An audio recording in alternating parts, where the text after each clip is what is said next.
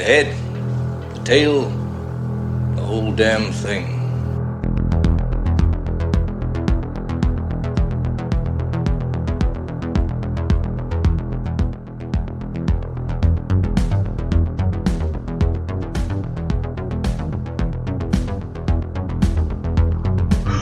Welcome once again to the head, the tail, the whole damn thing with your industry professionals, Mike D. McCarty and James Knight.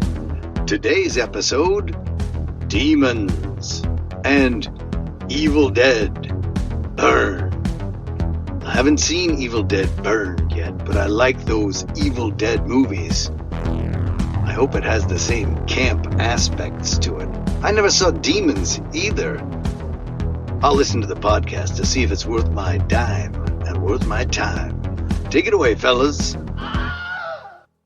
So how you feeling, man? How you feeling today? Good. Yeah. It's Thursday. It's recording day. I love every 2-week recording day. Recording night. And we have exciting news. Honestly, it will be old news or old new news by the time this comes out. Sure. Still, before it actually happens, legitimately though, we are going to be helping out Nightmare on Chicago Street this October 16th and 17th. It's going to be great. It's in Elgin, Illinois, about like an hour from Chicago, maybe?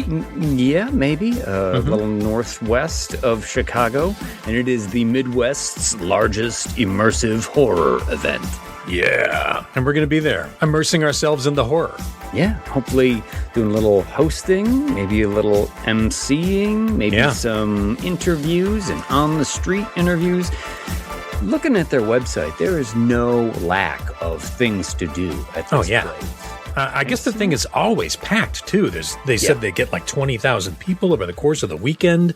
A bunch of different stages, a bunch of different bands. The downtown area goes all out for this. There's a haunted house. There's all sorts of street experiences. I think there's like at least 6 different haunted attraction type things that are like sections of the street that you sort of walk through. Yeah. Like I'm really excited. Underworld and Thunderdome and like a haunted circus kind of thing. Zombies walking around. You know who I'm going to invite to Nightmare on Chicago Street? Who's that? The Slash U guys. They're probably only, like an hour away? Yeah, Milwaukee is just north, and I think they're based out of Milwaukee. So yeah, those guys are great. They gave us a shout-out the other day. I was listening to their episode, because I listen to all their episodes, and they're funny as hell. Oh, they are, man. Professors Nick and Andy. Yeah. Professors Nick and Andy /U. Good show. Check them out. Here's your shout-out. He said, those fuckers better shout us out, because they mentioned us like 3 times on one episode. They were talking about the audition episode. Yeah, audition and obsession. I remember feeling kind of queasy that whole week. Well, because we had to watch those movies twice. Yeah. I don't feel that way this time. Yeah. I think this is a really good pairing. And I do too. And the more I thought about it, too. I'm like, they both have finger trauma and doors. They both have rebar trauma. They both have books with Latin in them. Yep. They both have demonic possession passed on through violence. Hell yeah. They both have really eclectic soundtracks. Yes. And over-the-top gore and makeup effects. Yeah, we are talking, of course, this week about 1985's Demons. A Lamberto Bava film. Yes. Produced by Dario Argento. And 2026's Evil Dead Burn. Directed by Sebastian Vanasek. Yeah, who did Infested, which is one of our episodes. We paired it with Wreck. Neither one of us was a huge fan of Infested. But I'm thinking, now that I've seen Evil Dead Burn twice, I really want to watch Infested again. Yeah, the problem I had with Infested wasn't necessarily his direction, I don't think. It was the spiders themselves. And not that I get heebie-jeebied over spiders. It's just that there's not how spiders work. That's not what happens. Yeah. They multiplied into like the hundreds of thousands in like 6 hours and grew to enormous sizes. And I thought, were they irradiated or hit by a meteor? Are they like space spiders? What is happening? I'd have bought space spiders. Yeah. A stupid explanation like that probably would have keyed me in a lot more. So Show me space spiders! But if this is your first time joining us, welcome to The Head, the Tail, the Whole Damn Thing, where we pair a older classic, in quotation marks, genre movie, with a new release. And if this is your first time with us, the older movie, you've had time. We're going to spoil the whole damn thing out the gate. But you've had like 41 years. Yeah. The new movie, we will give a spoiler-free review and synopsis. Before we head into the lobby, come back one more time and spoil the whole damn thing. You got it. Yes, they have a lot in common. And shall we just jump into a Demoni? Directed by Lamberto Bava. Son of Mario Bava. That's right. Master of Italian horror. Yeah. Bay of Blood. Fantastic movie. I don't know if you've ever seen it, but it's like Friday the 13th Part 2 is almost a ripoff of Bay of Blood. Oh, really? Yeah. Oh, amazing. Friday the 13th Part 2 is a ripoff of Bay of Blood. I mean, but also Friday the 13th. Okay, plural. There we go. You were very specific with Part 2. There's a couple of things that are like same kills. Is there like a cute little dog at the end of Bay of Blood where you're like, oh. Was it Muffin? Was that the name of the dog? The Muffin misdirect, that classic cinema trope. Bava didn't come up with that first. You did. You know, I got to watch Bay of Blood to see if there's a Muffin misdirect. Muffin misdirect. I mean, it was so classic. It wouldn't surprise me if Steve Miner ripped that off from an Italian master. So, Italian masters, Lamberto Bava. Bava had been like second AD for Argento on both Phenomenon and Tenebrae, or Tenebrae, however you say it. I just say it in an Italian accent. And Tenebrae. Phenomenon. Yeah, man, doing some research for this, I was watching videos of Dario Argento speaking, and Argento, I know you said he looked like Emo Phillips. Emo Phillips. Mm-hmm. Yeah. I thought Dario Argento looks like what happens when Pinocchio becomes a real boy and then grows up to be a man haunted by his past experiences. That's pretty good. I like that. I was sold into a slavery and had to do the show for the man at the carnival. And then I was swallowed by the whale. Feel like Jonah in the belly of the whale. Remember that song? What the hell happened to that song? You remember that song, or do you not remember that song? I don't remember that song. Oh, it's so weird, like 80s pop song. Oh. Feel like Jonah in the belly of the whale. The way you sing it sounds a little Harry Belafonte. It had a Harry Belafonte feel to it, but it was a little more 80s pop than that. Oh. Yeah. Okay. I can't remember who did it. And I'm not going to bother going to the internet to look it up. So let's go. Let's talk about Demons. Yeah. Tell me more about Demons. Listen, Demons is fun. Okay. I'm coming out of the gate. I'm saying Demons is fun. Okay. It's colorful. Okay. Now, Bava had done Blast Fighter the year before. Which Blast Fighter. Yeah. Of course, good title. Everyone knows Blast Fighter. And like I said, he'd done second unit stuff. I think he was even like a second AD on Cannibal Holocaust, maybe. Oh, God. Yeah. Okay. I mean, he's been steeped in Italian cinema for a while, right? His dad, and then working with the other masters, Deodato and Argento and all that. So, yeah, he's been busy doing it for a while. And there's another horror director involved in this movie, too. I don't know if you know. When we get to the man with the silver mask, that's Michele Soavi, or Sovi, or however you're supposed to say it. And he did Cemetery Man, and he did Stage Fright. He did a whole bunch of movies. So he's a director as well. Wow. A lot of heads of the Italian horror family coming together for this one, huh? Michele Soavi, Michele Soavi, in the belly of the whale. Okay. Well, did you do like a little write-up or a synopsis or something? I got a little something. Demons? Because, you know, the man with the silver mask, he's handing out Metropole tickets to the theater. Yes, like golden tickets. Golden tickets like to the theater. Willy Wonka tickets. And they actually did that, no lie. They actually did have somebody walk around handing out free passes to the premiere of Demons, just like that happens in the movie. So I dug up an old Metropole commercial. Oh, was this on the Mario Bava dark web? It could, yes, which is an offshoot of the Stephen King dark web. So here's a Metropole commercial. And they leaned a little bit into one of the characters in the movie. They sort of paid a little bit more attention. So, oh, okay. Lay it on me.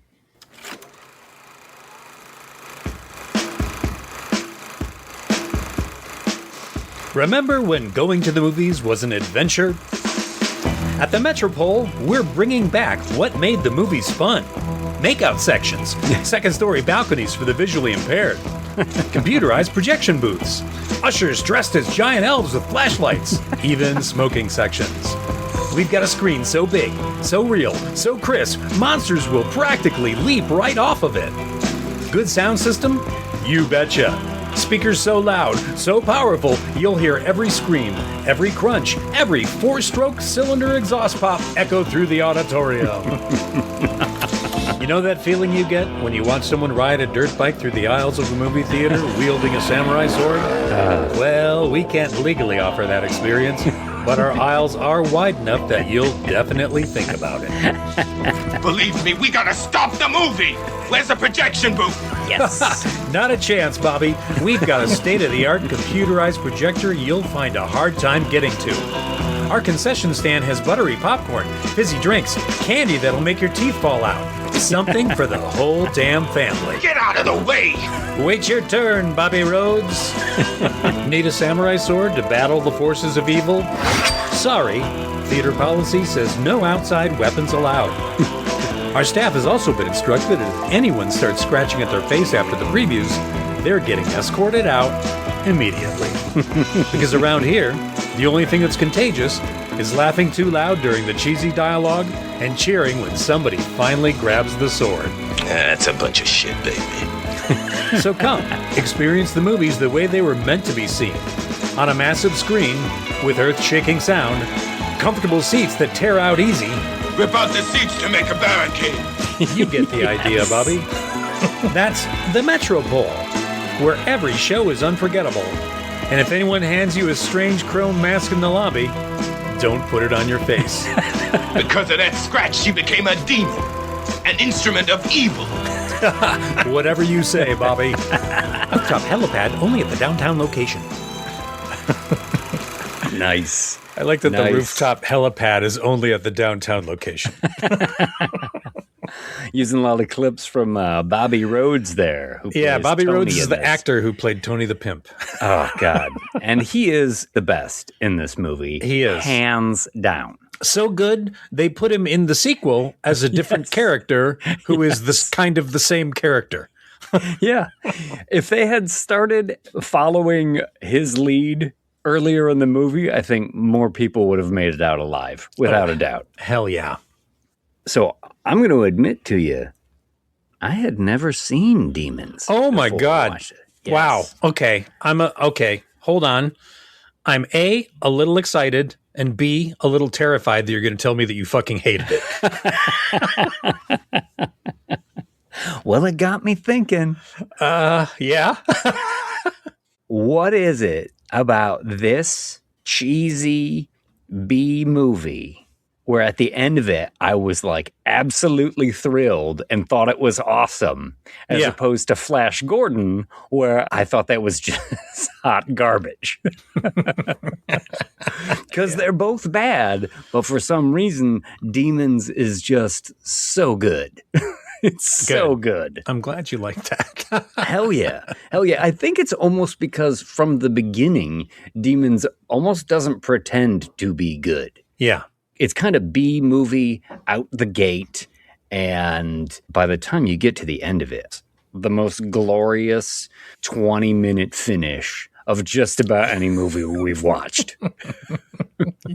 You're absolutely right. It is off the charts.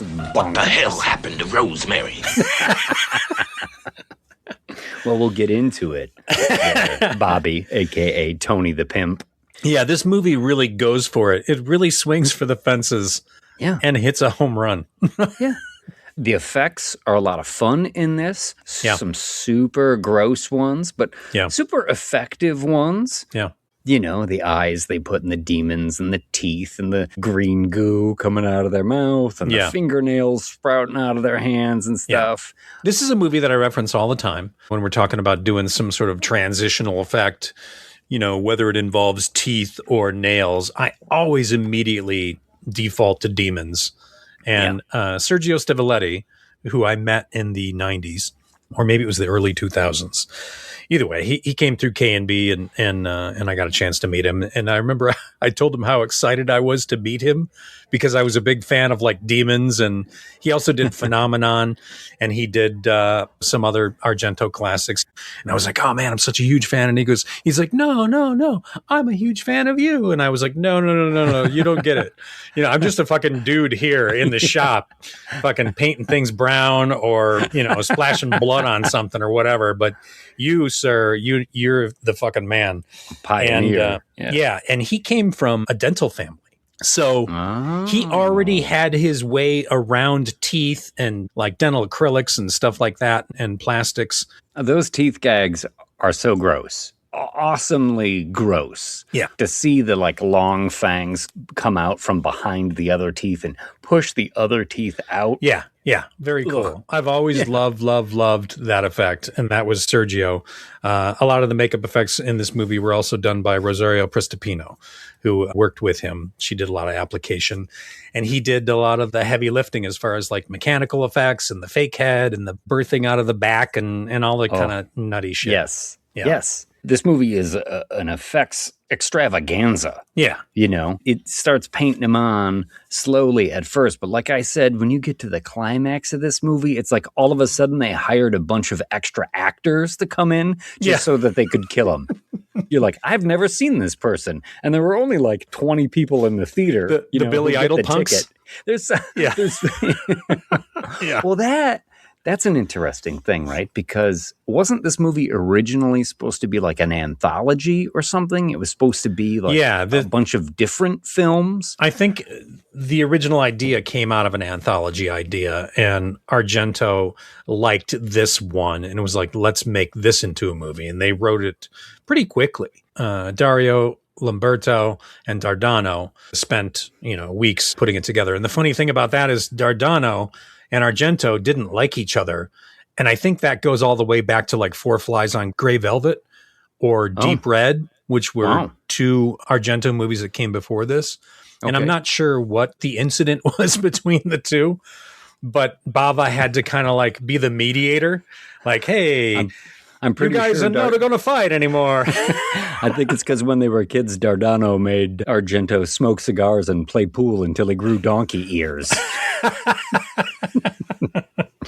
No, but what's funny is that I read about it, potentially being an anthology before I saw the movie. And when I watched the movie has a movie in the movie because they're in the movie theater watching a movie. Yeah. And then you get the scenes with the delinquents in the stolen car, which is kind of like its own thing for a while. Yeah. So I felt like they might have scrapped the idea of it being an anthology, but they still had a bunch of loose story ideas. And they're like, we're going to tie them all together, put them in one movie.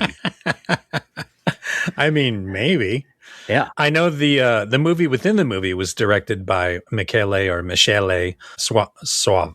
Whatever. The Man in the Silver Mask? Yeah, the Man in the Silver Mask that did Cemetery Man. Well, it starts out, right, on the U-Bahn, which is the subway in West Berlin.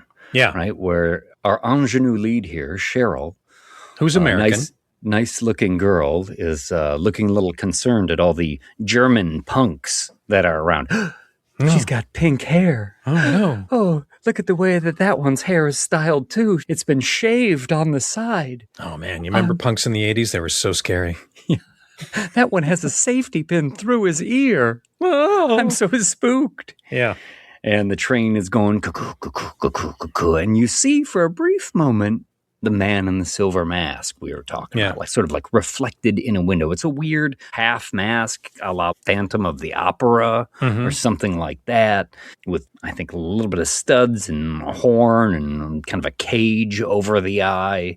Really weird, unique looking piece. The cage over the eyes, Sergio made this mask. He said he wanted it to appear like wearing the mask, you are imprisoned. So you're looking out through bars. Oh, very cool.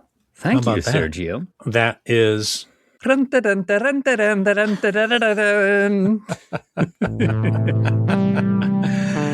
is a Sergio Stevaleri Hollywood Minute.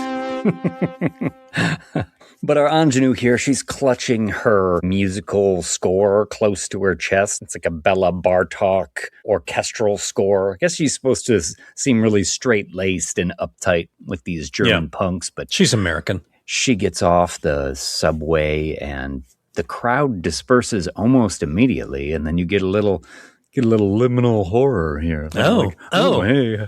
How very 2026. That's right. Yeah. And she's walking through the empty subway station and, is that someone behind me?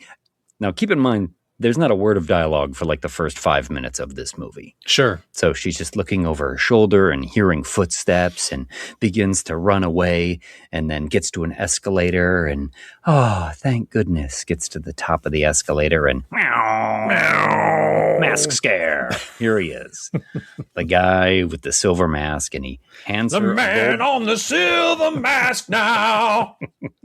Sorry. Hands her a golden ticket to the movie. To the Metropole Theater. Almost apologetically hands it to her.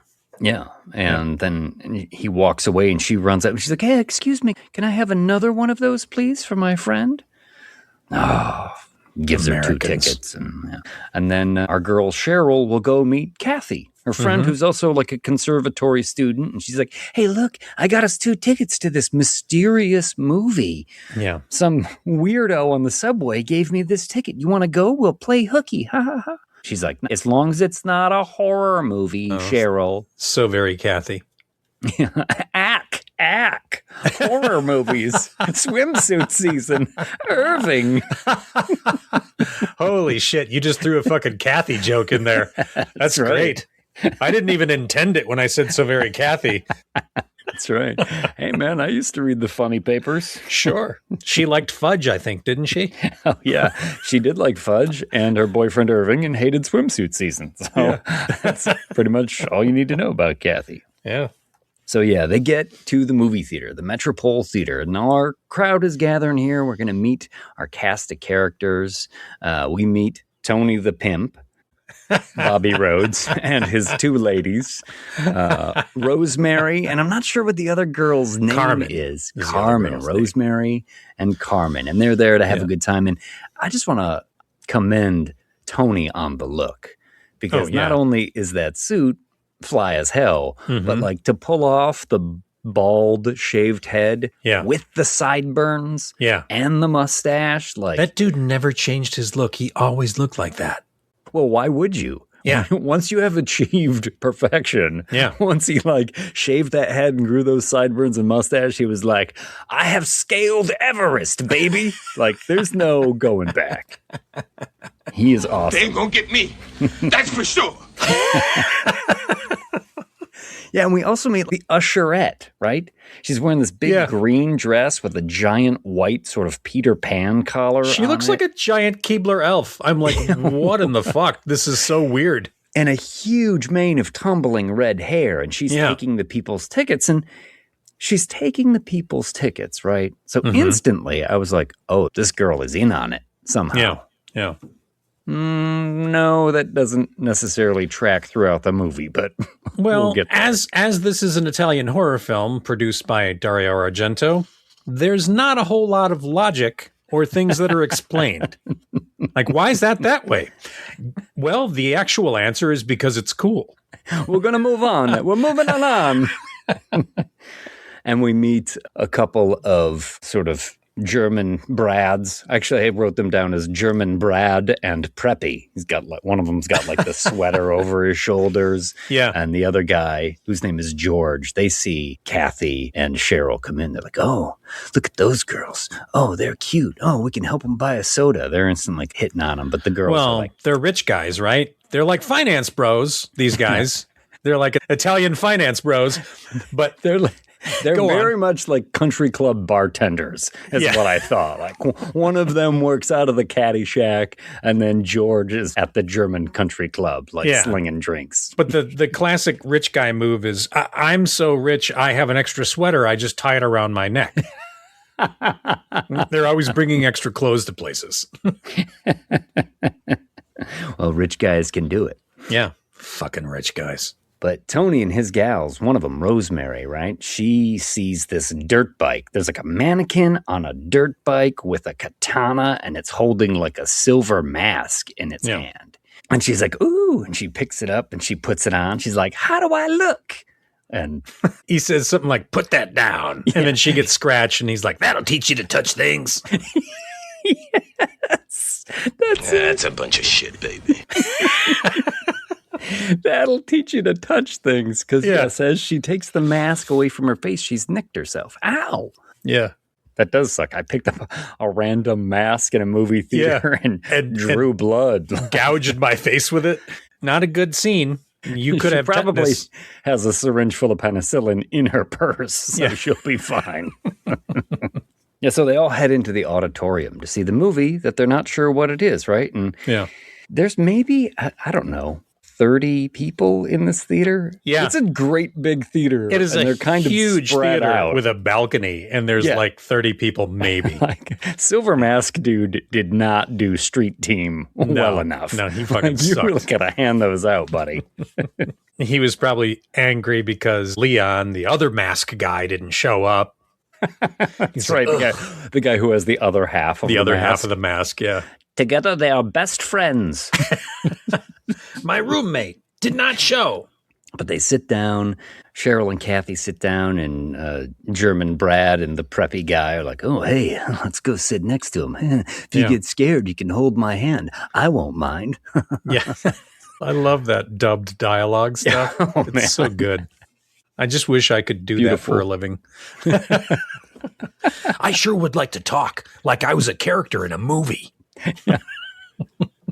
But the movie starts, and we instantly get a heavy metal soundtrack. Some Motley Crue out the gate. Huh? Yeah. It's like motorcycle headlights, and a group of 20-somethings are exploring ruins. They say Nostradamus is buried here. Oh, who's that? Well, he predicted the discovery of planets Neptune and Uranus, world wars, Hitler, the coming of the demons.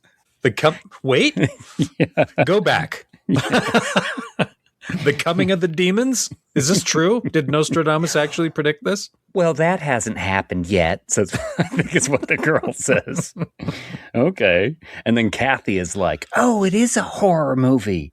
Yeah. And Brad is moving in on Cheryl. I think this is when he says, you can hold my hand. And then this older couple that had come in, his name is Frank. Oh, yeah. He's been kind of a dick to his wife already. He's a total fucking dick. It's their anniversary, too. Did you catch that? Yes. And he's like, I'm taking you to a show, aren't I? Yeah. You should be grateful. Yeah.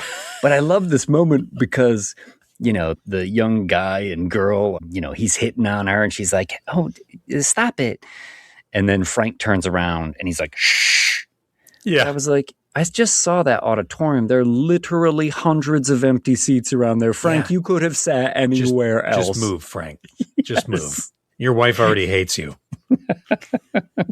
There's more people we're meeting too, like up in the balcony. Oh, yeah. There's a blind guy. The blind guy and his seeing eye assistant girl. Liz, yeah. And he's like asking her, Liz, what's going on? Yeah, explain the movie to me, Liz. Describing the movie. They're going down in the crypt. It's dark. I thought, well, the blind man understands that much. Yeah. I know what darkness is, Liz. Are they scared? Yes, they are. And then that stranger sits next to Liz. And you're like, again, there are hundreds of seats available. I'm pretty sure. I get the feeling Liz and the stranger were supposed to meet there. Yeah. Liz is into some kinky shit, huh? Because her and the stranger start just making out. And like, not a little bit. Like, hand moving up the thigh under the skirt kind of making out. And for a blind guy, his hearing is for shit. Yes. Because they're like... They're like four horses walking in mud. Liz, Liz. What's happening? They're kissing. They're kissing in the movie. It sounds like it. And this is when in the movie they discover Nostradamus's coffin. Oh, and yeah. just pry it open. Who are these fucking people? Like, I'm not they're sure. Not archaeologists. Yeah. Where are these ruins? How did they just... I mean, Nostradamus's coffin, that's a big deal. It's like 4 kids. They just kind of stumble across Nostradamus's coffin and the Book of the Demons. Yes. Yeah. Yeah. They find a book and a mask in there. Yeah. Mm-hmm. And, the book was written by Nostradamus in Latin. Let me see what it says. I love, here we got our tie-in to Evil Dead, right? Evil Latin in an old book. Demons are instruments of evil. And the other guy puts on the mask, right? Oh, how do I look? Don't do that. Whoever wears it becomes a demon. How do you know? Well, it says right here, whoever wears it becomes a demon. I laugh out loud every time I hear that fucking line. Me too. It's perfect. How do you know? It says it right here. Yeah. The exact thing that I just said. It says it right here. Whoever wears it becomes a demon. How do you know? It says whoever wears it becomes a demon. That to me is like straight up comedy, right? Yes. That's like out of the Naked Gun. Naked Gun. Absolutely. It's absolutely a Naked Gun type joke. And then Tony's version of it later, because he's seen the movie. Because of that scratch, she became a demon. An instrument of evil. Just like in the damn movie. Because when the guy takes the mask off, we're talking about in the movie here. When that guy takes the mask off, he also gets scratched. And Rosemary, next to Tony, is like, oh, shit, just like me. And she's feeling the scratch. Oh, it started bleeding again. So she heads into the bathroom, right, to check out her freshly bleeding cut on her face. That's right. And looking in the mirror. And this is some good, like, little bladder. Oh, yeah. It's a bladder under some latex here or whatever. It's a bladder under a foam appliance, and the appliance has, like, a little tear, the little scratch in it, and the bladder She's has, looking at like, it. I think it's, like, a mix of, like, milk and yogurt and green paint. Because, baby, when that explodes, pusplosion. Oh, yeah. I mean, it really ruptures, and she That screams. is what I'm talking about. Yeah, it's super gross. I mean, the effects in this movie are super gross at times. They are.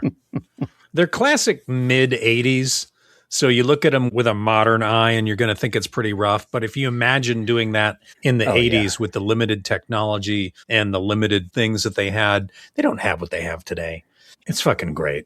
I think these are wonderful, actually. These were pioneers of makeup fun. effects, these people. I mean, if you are a fan of horror movies and makeup effects, which I know is like 99% of our audience, this is definitely one to check out if you haven't before. Yeah. Because it is a lot of fun. And Rosemary's friend Carmen is going to come into the bathroom soon enough. What the hell happened to Rosemary? I'll go check on her. Carmen heads into the bathroom. Rosemary? And she opens the last stall, and Rosemary's kind of huddled in the corner, her face away from Carmen. Rosemary? And then Rosemary turns. Demon scare. Demon eyes, yellow eyes, opens her mouth. All this disgusting, like, neon green goo comes out of her mouth. It's good. Love it. Fucking great. Carmen tries to run out of the bathroom, but Rosemary is on top of her, and before Carmen can leave, Rosemary just tears into her throat. Yeah. A lot of throat tearing in this movie. Throat tearing was popular in the 80s. I don't know if you remember. Go-to demon move, Just like all sorts of throat tearing going on. We must use the nails on the hands. They are like knives. Carmen's holding her neck, screaming, and she runs like behind the movie screen, not into the house, not into the lobby, not where anyone could somehow found her way into the... I'm bleeding. Let me get to the most remote place in the movie theater. I'm lost and confused. People aren't supposed to go back here, right? Maybe there's a first aid kit. But she's screaming, but no one hears her because the movie is now having a moment, like a horrible moment too, where like a woman is in a tent and the knife is coming through the tent and she's screaming. So people up close stabbings and blood. Yeah. Screaming. Yeah. There's just so much chaos and commotion. And as the knife kind of cuts through the tent in the movie, Carmen comes bursting through the actual movie screen, holding her neck and bleeding. Pretty good effect. Fucking cool. Yeah. This is a cool little moment. I dig it. Hell yeah. And then Tony runs up there to save her. Will you get out of my way? What's the matter with you? Holy shit! She's a friend of mine! Yeah, she doesn't look good, and she is bleeding from the neck, but Tony's like, not going to put any pressure on it. No. Like, basic first aid skills are not this dude's forte. I think Tony's first thought is, she's got my money, right? Let me check the pockets. Did you leave your purse at the seat? Crowd is spooked and looking at Carmen as she's sort of on the apron of the stage in front of the screen. Mm-hmm. And they're like, oh, look at her fingernails. Yeah, this is where we get the Sergio Stivaletti effects with the growing fingernails ripping out of her fingers, which is cool. Yes. And the teeth, the human teeth being pushed out by the demon teeth. A little close-up of the lips. Yeah. Just a great little reveal by this actress here, too, who like has her head down and just slowly brings it up so you can see her yellow eyes and the green goop. And everything. It's totally cool. And then this puppet head.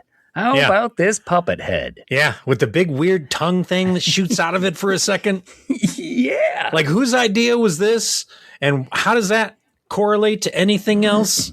It doesn't matter. It's cool. It doesn't. Yeah, they just did it, and it is cool, and it's gross. You're like, huh? Okay. So the crowd is freaking out now. Ah!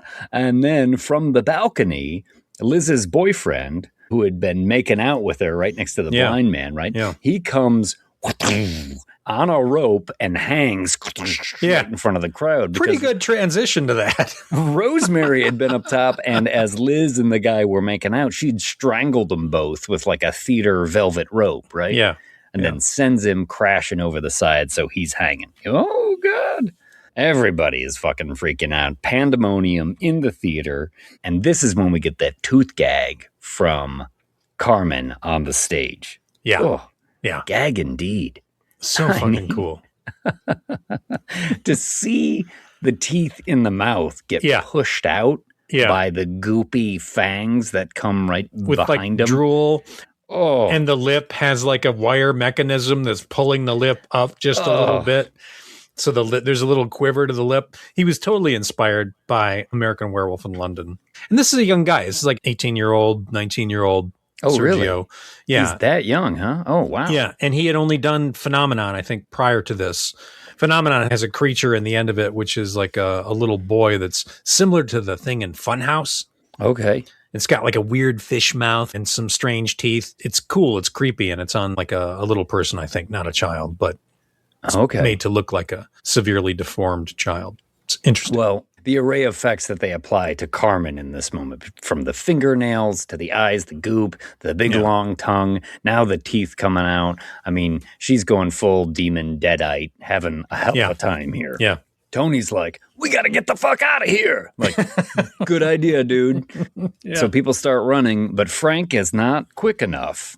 Frank who'd been such a dick to his wife. Oh, yeah. He gets throat tear from behind as Carmen gets him. Now, meanwhile, up in the balcony, and this is the first time I'm watching this movie, and I help run like a 750-seat theater with a balcony. And I was like, where the fuck is this balcony? Because people can't seem to see or hear what's going on the floor below from the balcony, nor can anyone from the floor below see what's happening on the balcony. They seem to be totally disconnected from each other. This is a minor problem right now, but later in the movie, I lose all sense of space of this theater. Sure. Is this where the blind guy's wandering around looking for Liz? Liz! Yes. Liz! Where are you? And then he stumbles over her dead body. Yeah, with more throat trauma. Yeah. And then the demon like surprises him. Yeah. And decides to tear his eyes out. Yeah, I'm getting blinder. What are you doing? Yeah, these demons are pretty great, but yes, goes for the one part of him that's already useless. That does not matter, yeah. Cue the heavy metal panic. Yeah, I think this was Night Danger by the Pretty Maids. Right on. And the crowd is rumbling, stumbling, bumbling to the locked front doors, like trying to get out and racing up the stairs. They're not locked. They're sealed in. There's like a concrete wall behind the doors. Those demons are tricky and have a fast construction crew. They do. It's like they all got trapped in the back rooms all of a sudden. Absolutely. But Tony the whole time is like, get out of the way. Yeah. Yes. Yeah. Everybody is losing their fucking minds except for him, though. And he's like, shut up. Shut up, everybody. Look for the emergency exit. And they're like, oh, what a great idea. Another exit. Instead of just like slamming their head against the concrete wall. They're like, another way out? I didn't think about that. Thanks, Mr. the Pimp. Mr. the Pimp. The people scatter. And then, they go look for an emergency exit. But you know where the emergency exit is not? In the fucking office. I don't know why this woman in the blue dress. Everybody races down the hallway. She stops, turns around, looks at an empty room, takes like 2 or 3 stutter steps, and then goes, I'm going to go in this room and look. Yeah, I got to check the lost and found before I go. I wonder if there's any sunglasses in here. There are not sunglasses in there, but there is Rosemary Demon. Who grabs her from behind and scalps her. Yeah, this is a nasty thing. It's a nasty Apparently thing. The actress playing Rosemary Demon was a little freaked out and a little wound up by doing this. Yeah. Really? She was like, I kind of needed to take a moment to like ground myself because it was kind of freaky that she was ripping this woman's scalp off. Yeah. It's cool she kind of got effect. into it. Awesome. Well, as she's doing that to this poor woman, Preppy and German Brad see her doing this in the office. So they slam the door and then they move like the vending machine, right? Like a Coke machine in front of the door to seal her in there. This is where Demon gets fingers slammed in door. That's right. Much like film 2. Squishes the demon's fingers in the door. Perfect. Yeah. You would say Demons is not going to waste any opportunity, but when we get into our second movie, then you realize what it looks like when a movie does not waste any opportunity to skeeve you out. Yeah. And this is when I think Tony connects the demons to the movie that was playing. Like they said in the damn movie, you heard them. That's right. My girl cut herself on the mask and turned into a demon. Believe me, we gotta stop the movie. Where's the projection booth? Yes, upstairs, says the Peter Pan usher. Yeah. Right? Again, I'm like, she's got to be in on this somehow. Sure. But she looks just as freaked out and confused as everyone else. Yeah. And again, Tony is the only one who's taking any sort of command in this. So you're like, fuck yeah, you're right. Let's stop the movie. They all run up. They bust open a couple doors into the projection booth, but there's no one in there. Yeah. It's all being run by computers. Yeah. Yeah. Okay. This is giving a little Halloween 3 Season of the Witch right now. I was thinking that as well. Where it's like, we've got demons and Nostradamus and some sort of ancient magic. And then it's like, no, there's computers up here somehow tied into this. That's right. Not crazy about this choice. Totally. Fuck off. We got to shut off the damn song. We gotta get up there and stop the movie. Well, they bust the shit out of these projectors, right? Punching through the projectors and tearing the film out and destroying everything in there. And then it cuts to the actual auditorium where you see like the film sort of get pulled out and then it says fine primo tiempo on the screen. Does it? As it freezes. Yeah, it freezes. Uh-huh. And it's the end of the first half, which is the end of the first half of the movie. That's really cool. I didn't even notice that before. Yeah. Wow. Yeah. It's got like a whole sort of meta thing going on throughout the whole thing, which Actually, I kind of dig. Fuck yeah. Because now we cut to those German delinquents, 4 of them in a stolen car driving around Berlin. Yeah. Yes. And this is when I was like, wow, I feel like I've seen like 3 different movies at this point. Yeah. We've seen the one where Cheryl goes to the movie theater. We've seen the movie in the movie. And now this is completely disconnected. Yeah. For the They're moment, snorting right? Coke out of a Coke can. Yeah. Meta, indeed. And yeah, gosh, the girl in the back looks like she's about 13 years old. Yeah. Really kind of disturbing. She's super disturbing looking. Yeah. You know the funny thing about the girl in the back, though? What's that? Is that I think her name is Bettina, and she ended up marrying one of the guys in the car. Like, fell in love and married one of the guys in the car. Really? Was it Ripper, the guy who looks like young Chaz Palminteri? He really does. Yeah, wow, that's good. I was going to say Italian Tony Danza, but that's like saying a... That's redundant. You're just saying the same It's thing. absolutely redundant. Italian Tony Danza. Wait, no, you're right. It's fucking young Chaz Palminteri. Yeah. With like spooky eyes. Ripper. Yeah, they're going around driving too fast, trying to avoid the cops. But meanwhile, the people in the theater figure out, okay, it's not the movie because the blind man, now with 80% more blindness, comes stumbling towards them, his eyes gouged out. It's not the movie, it's the theater. Yeah. He really has that, you're all doomed. Yeah, he is totally magic to him, like Friday the 13th. Not the doomsayer. What is it? What do they call it? The harbinger. He is the movie's harbinger for sure. You're a little late, Harbinger. Harbinger, your job was like 45 minutes ago. Yeah, you should have been standing out in front of the movie theater. Harbingers warn you. Yeah. They don't fucking inform you halfway through.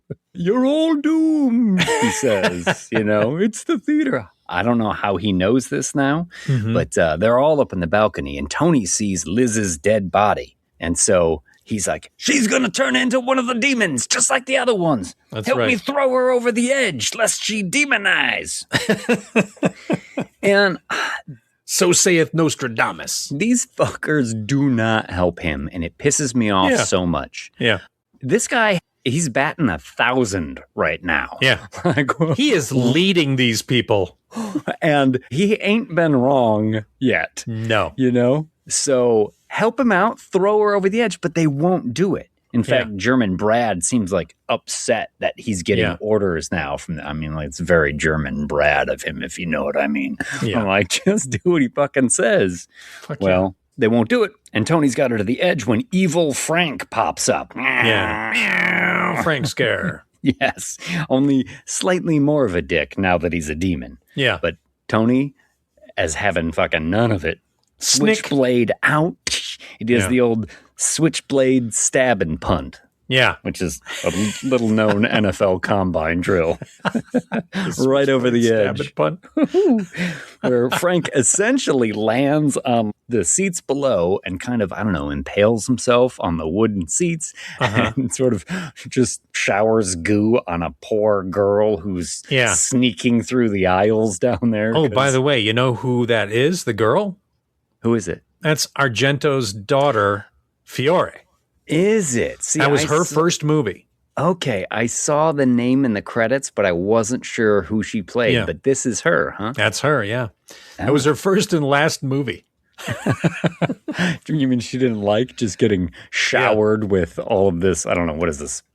Methyl cellulose or whatever. Yeah, or just yogurt and green paint and a bunch of fake blood. This is a pretty gory moment, too, where he's just like vomiting blood all over her. Very Evil Dead-like. Arbitrary. It's so arbitrary, too.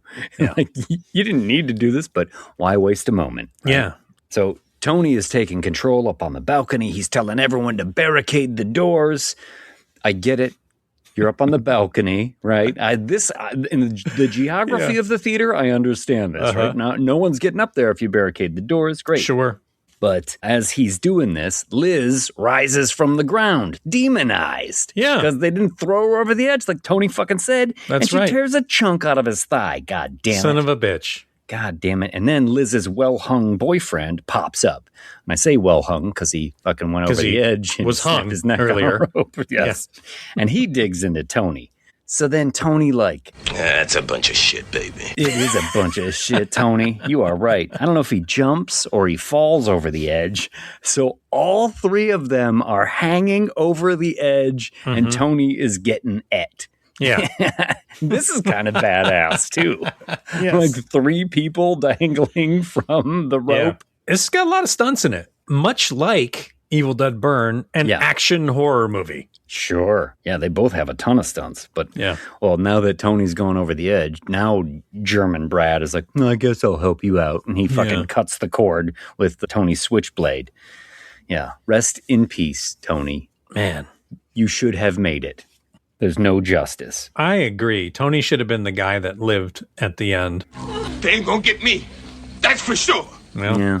sadly they did. Sorry, Tony.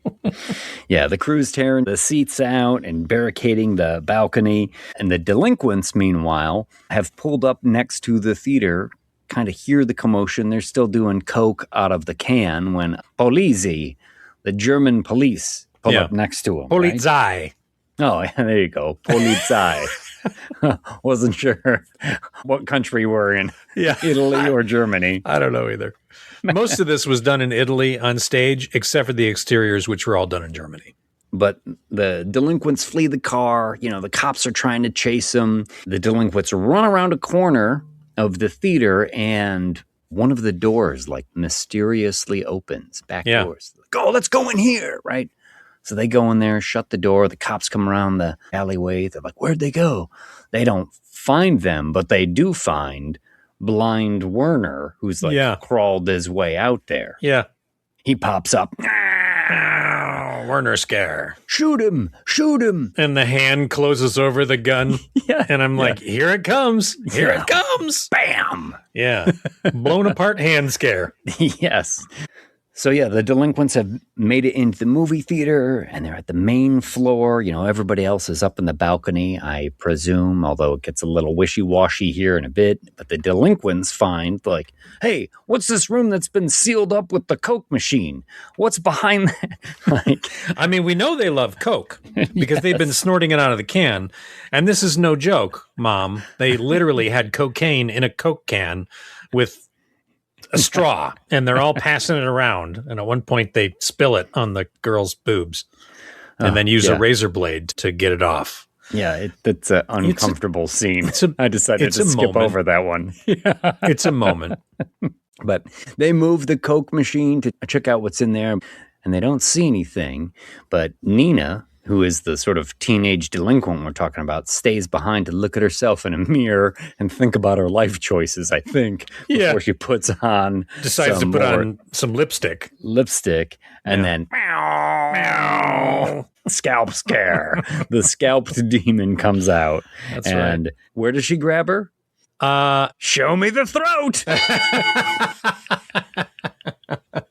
Yeah, from behind, Nina screams, and the delinquents see all these demons coming up the stairs towards them.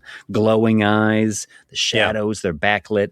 They had some cool reflective paper that they used, kind of cut into eye shapes and glued over the tops of their eyes. Oh. So that when they hit it with a light, as they were all coming up, it just gave them these glowing eyes. It was cool. It's not like lenses that they're wearing. It's like paper. Okay, cool. And then there's a little bit of haze and some backlighting. This is a great shot. It is. But the gang upstairs in the balcony, they hear, I don't know, gunshots or the noises of the delinquents, and they decide that help is on the way. So they start taking apart the barricade. Yeah. Maybe not a great idea. No, not yet. You just wait for fucking help, you know? Yeah. Well, German Brad is not happy about them taking down the barricades. Now, the delinquents, and this is what I mean, the delinquents now are down on the main floor of the theater, around the seats and the movie screen and everything. The rest of the people are up on the balcony. Why can they not just shout down to them or shout up like, hey, watch out for the demons? Hey. Or, what are you guys doing up there? Yeah. Or, is that 3 people hanging from one rope? What's all this gooey stuff on the floor? Yes.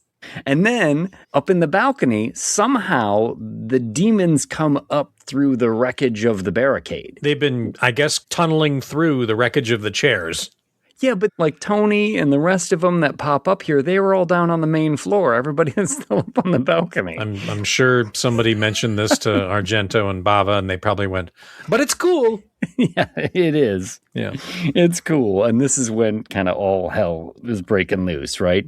Yeah. Now, like I said before, I feel like a bunch of extras got hired on this day just so more people could get killed. Yes. Like I've never seen that woman before, and yet she has a demon on her now, sticking its fingers in her mouth, and she's kind of like biting the fingers off, and blood is spraying all around her Pretty face. good. That's a very Evil Dead moment for sure. So gross. Yeah. There's carnage, chaos, mayhem. Our leads are all crawling through the wreckage, and by leads, I mean the two guys, German Brad and the prep, and then Kathy and Cheryl, and they make it safely to the lobby, but Kathy has fainted. And we get almost like an old school like Wolfman transformation, or not Wolfman. Yeah. Uh-huh. She like turns away from him, and they're like, Kathy, what's wrong? And she looks at him, and she's got like some veins, and then turns away again. And they're like, wait, Kathy, are you okay? And she turns back, and she's got like the eyes in and turns away again. And they're like, Kathy, talk to us. And she turns back, and then she's like, at some point you were like, listen, I think I know what's going on here. Yes. We should probably remove Kathy's head from her shoulders. Meow. Kathy scare. There she is. Yeah. And it's not even swimsuit season. It's not. She's fucking looking for fudge in your stomach. Preppy dude puts a WWE SmackDown on Kathy. Oh, hell's yeah. The grate off the air duct. But Kathy isn't quite dead. This reminds me of one of the kills in Evil Dead Burn, too, when he's hitting her with the air duct. What? Yeah. Don't spoil it. No. I think people saw it in the trailer, but go on. But from her belly, she kind of yoga poses up onto all fours. And then, back splits open. Yeah, she does downward demon for a second. Come out, and a green-skinned demon sprouts from her back. Awesome. Do you know anything about this effect? Because this is a whole like puppet that then becomes a person in a suit that runs away. Yeah, it's a puppet of the girl on all fours. There's a little bit of a head movement. There's a little bit of a back arch movement. And then it's more of a close-up where you can see like the hands kind of come up out of the puppet if you could access it from below, right? Yeah. So if you just move the camera and you're not showing a person below starting to claw their way up through, then you're getting that camera angle of like demon hand makeup and demon face looking completely different from any demon we've seen so far. This demon looks like legit from hell kind of demon, not like a person transformed into a demon. No. This demon looks like it came from the abyss. It's a little like a urukai or some kind of weird thing being birthed, right? Yeah. Green skin, yellow eyes, horns, fangs. It's the European cover is what it is. Oh, okay, sure. Yeah. But it scratches Preppy, who's lost his sweater at this point, and then runs away like ducks behind That's a the curtain. real crime. He's lost his sweater at this point. So Preppy knows. They've seen the people change, right? And he knows he's dying. So he crawls over to the motorcycle with the mannequin holding the katana in the lobby. You mean the Jacovian motorcycle and sword? And he tells German Brad, do me a favor. One last favor as a friend. Kill me with this katana. Dude, baller, Preppy, make it cool. He's like, I know I'm dying. Yeah. But if you could just do me one favor, hand me those Roman candles, light them, and push me down this ski jump. Do me a favor. Paint me silver and super glue me to this wrecking ball and slam it into the statue's face. Like, just Preppy, fuck yes, wants to make it cool. So 100 cool. people surveyed. Top 5 answers on the board. Fuck yes. Preppy's real name was Ken. Witness him. Witness Ken in Valhalla, all shiny and chrome. That's right, baby. I love it. I love the character journey. He was just like the fucking Caddyshack country club asshole. And in the end, he's like, do me a favor. Kill me with this. Show me katana death. Chairman Brad takes the katana as Ken turns and then slow motion slice Shogun Assassin blood spray. Yeah. All over the lighted stage next to the dirt bike, the Honda 350 XLR. Preppy got the notes about the heavy metal soundtrack, and he was like, fuck yes. Yeah. He's like, this is the way how to go. We're going out. Yeah. And this is when we get the best part of the fucking movie. Oh my God. Yeah. Pretty much from when that demon sprouts from Kathy's back to the end of this movie, it is just blasting it up to 11. Yeah. Cheryl, aghast, has wandered away back into the theater because she's smart. I will say criticism of this movie is that Cheryl is completely fucking worthless in this movie. Completely useless. Yeah. But German Brad hops on that dirt bike with the katana for the dopest, most iconic balls out. Crank up the metal. This is except Fast as a Shark. Oh, down the aisles, slaying demons with Japanese steel, full throttle, multiple passes, riding over seats, wreaking holy havoc, fucking triggers the body count multi-ball. Michael Dudikoff, eat your fucking heart out. This motherfucker is just laying waste to demons, man. It is awesome. Oh. And they shot this over 3 days. They had 2 motocross guys that came in and did the dirt bike riding. Fuck yes. And they just took so many takes of things. There's nothing but stunt people in here. They had 30 stunt people. It's glorious. In demon makeups and riding over the seats. I mean, you watch it and I'm thinking, I don't think that's physically possible. But who cares? Yeah, I am in it. It is super fucking wild. And you're like, oh my God, this can't get any crazier. And then Bava's like, hold my limoncello.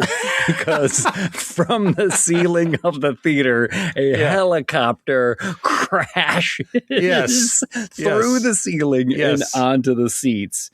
Oh, the pilots are dead. The that had to take you by surprise, too. Holy shit. No, trust me. I'm riding a nice steady wave of 6. Yeah. You know, before the demon pops out of her back. And now I am like fucking 8. This is like what you want all the way. This movie's totally what you want. Fucking way. The helicopter's down. The blades are bent. The pilots are dead. Yeah. Certainly it's broke. It's busted. You can't fly in it, but it doesn't stop German Brad. It's still a weapon. From flipping some switches as demons approach. And they get helicoptered. Just like choppered up. Yeah. If only it was as crisp and clear as Helicopter Zombie and Dawn of the Dead. Oh, yeah. It's not quite, but like 2 demons get sliced across the belly by, one of the bent blades. One of the bent blades takes half of the one that was birthed out of her back's head off. Nice. Is that what happens to it? Oh, I'd kind of lost track of it. I'm pretty sure it's that one because it has like a more monstery look, and then all of a sudden, boom, half the head is gone. Oh, fuck yes. Yeah. Fuck yes. And now safe, Cheryl and German Brad notice the hole in the ceiling, and Brad finds a grappling hook in the wreckage because of the helicopter. Every helicopter comes equipped with a harpoon gun, a grappling hook, and a winch. I don't know if you know that, but it's standard issue. And German Brad police force helicopter knows exactly how to use it. He just grabs it. His shirt is ripped up now. Yeah. He's all fucking oiled up and muscled. Yeah. He's gone from like country club bartender to fucking last action hero now. Completely.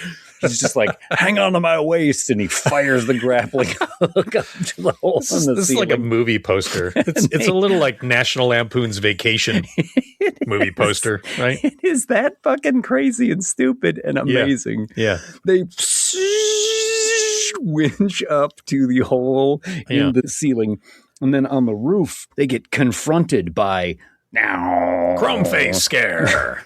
The original Man in the Mask, right? Yeah.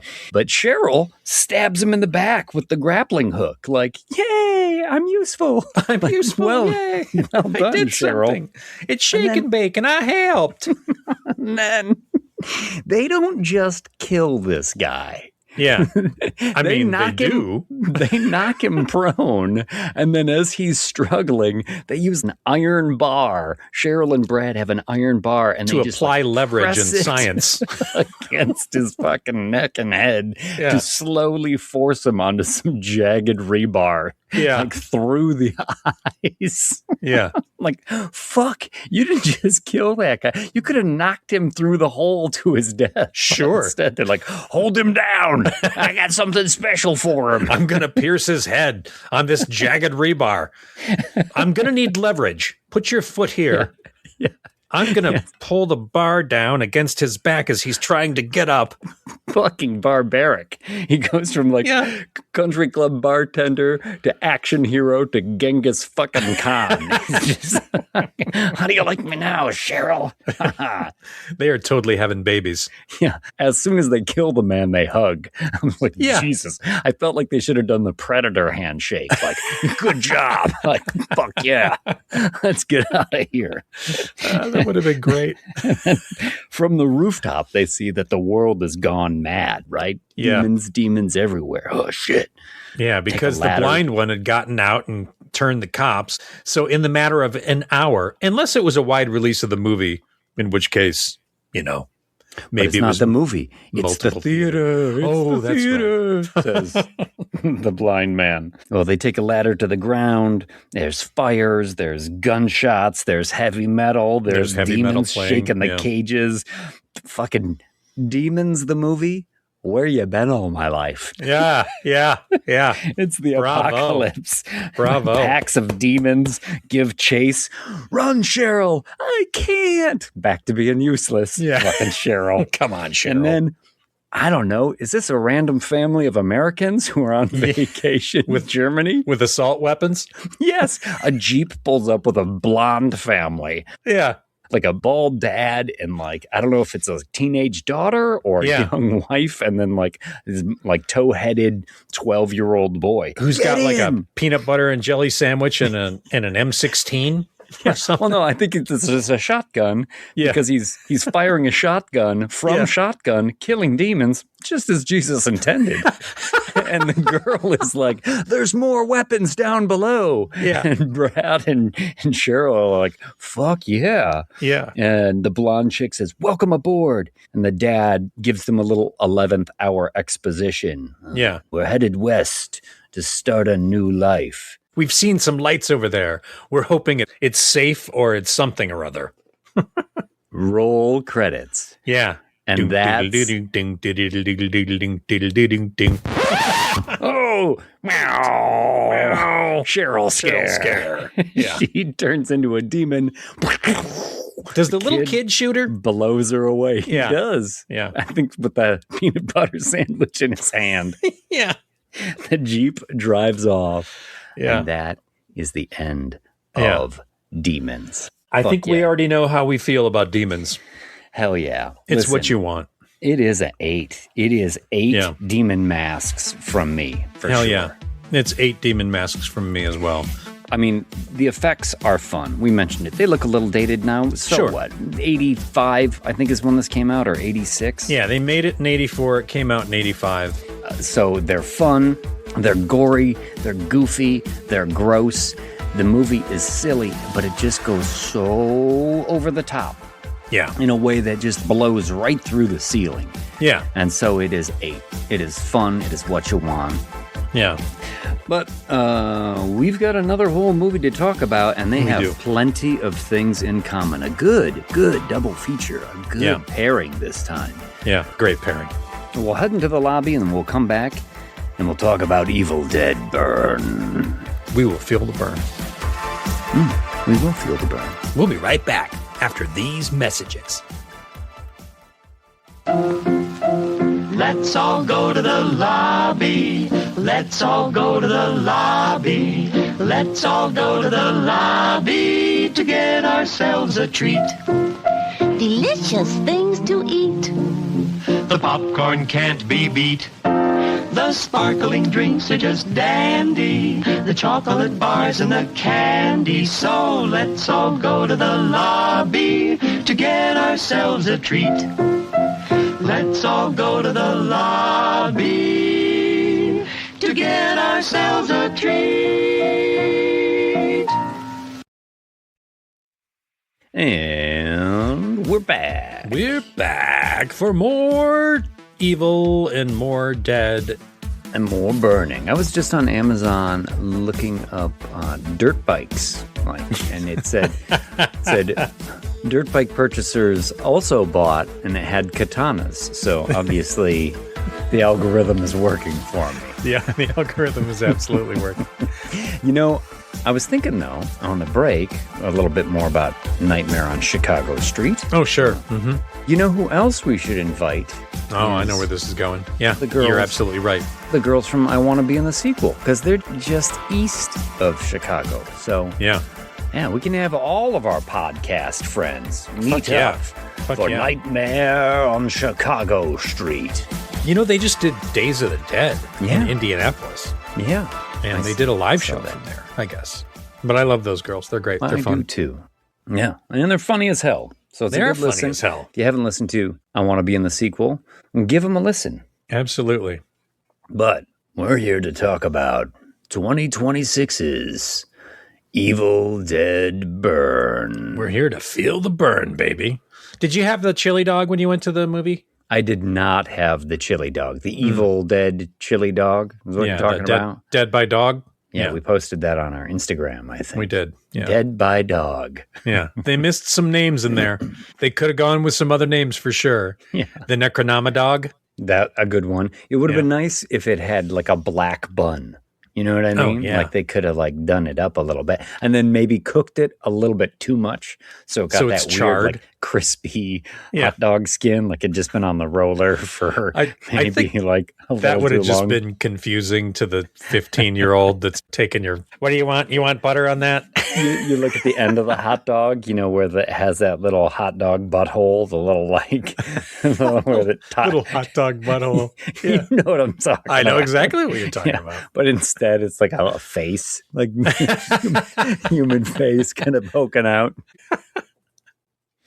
So Evil Dead Burn. Evil Dead Burn. This is a sequel to Evil Dead Rise, right? Yes and no. I mean, it is its own movie, but it ties to Rise.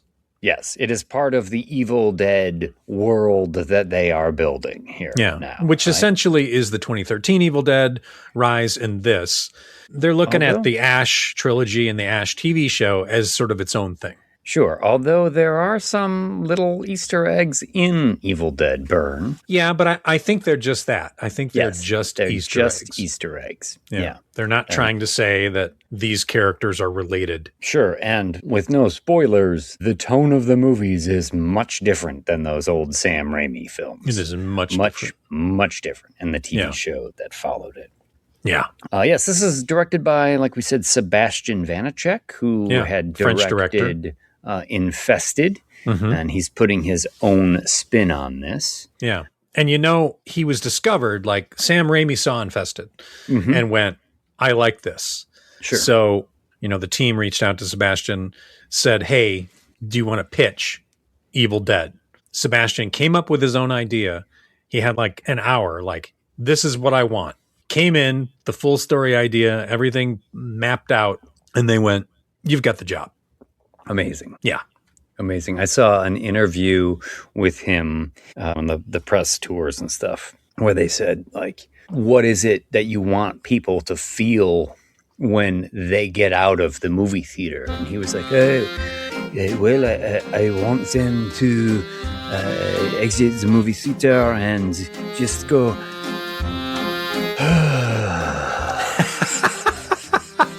I can breathe again. And sure. I think in that relentless spirit, I have matched, I think, the director's intent with my own little synopsis for you. So, okay. Great. Here we go. Lay it on me. You like it mean? You like it nasty? Then strap in and strap it on for Evil Dead Burn. Dead was originally the brainchild of Sam Raimi, but this child has grown up, sharpened its nails, put on a French accent, and is ready to punish. Some people read from the Necronomicon. Some people are born into a family of Necronomicon scholars, and some people just get married into a cursed family of Necronomicons. You think you got problems with your in-laws? Whoa, baby, you got nothing on our girl Alice. Ever looked at something and wondered if you could hurt yourself with it? Stabbed, stomped, skewered, shivved, sliced, strangled, brained, boiled, blasted, and burned. Evil Dead burned. It's got it all, and once it goes to 11, tears off the knob, and sets it on fire. Wait a second, was that a funny bit? Fuck it, baby, we're hitting the gas. And then pouring that gas all over it. Grab a light, grab the family, and let's fucking go! Fish hooks, fountain pens, hammers, tongs, chainsaws, weed whackers, candlesticks, car doors, corkscrews, kebab skewers, fire extinguishers, toilet tanks, rebar, razor blades, seat belts, shower curtains, picture frames, wine bottles, shards of glass, and knives, baby. Can it hurt you? Evil Dead Burn is gonna try. Can it not hurt you? Fuck it, baby. Evil Dead Burn is gonna try. Wait a second, is that a metaphor? Fuck it, baby. This pedal is only going in one direction. To the middle. Give us a smile, Deadites, and try not to get the tender bits stuck in your teeth. Will Alice and her friends be dead by dawn? What's French for? The fuck if I know. Evil Dead Burn. Rated fucking R. Hell yeah. Mike, are you taking the ride with Evil Dead Burn, or are you going to punch out and try and jump to safety? That was good. I always love that, for the audience out there, they assume we probably work at these together, but we do not idea know what the other person is going to do or come up with. And it's always a fucking wonderful surprise. Well, yes, this movie is relentless. It is relentless. And I was, I guess, not surprised to hear the director say that he wanted people to just be like, oh, when they come out of the movie theater, because once it gets going, it is the meanest, most punishing. Yeah. It's not the bloodiest, and the director said that. He didn't want to make it the bloodiest Evil Dead movie, but I wanted to make it the most violent. Yeah, sure. And he did make it the most violent. I will say that when I saw this in the theater, after having a chili dog, after having a bag of greasy popcorn, after sucking down a mug root beer. Sucking on a chili dog, watching Evil Dead burn. That's right. My own little Jack and Diane. I came out of the movie theater and I was like, wow, I don't really know what to feel. Yeah. That was a lot. I felt overwhelmed. Yep. And I kept thinking, did I like that movie? And then the more I thought about it, the more I thought, I did. I did like that movie. I know it's very polarizing right now. Some people are either saying they hate it or they love it. Yeah.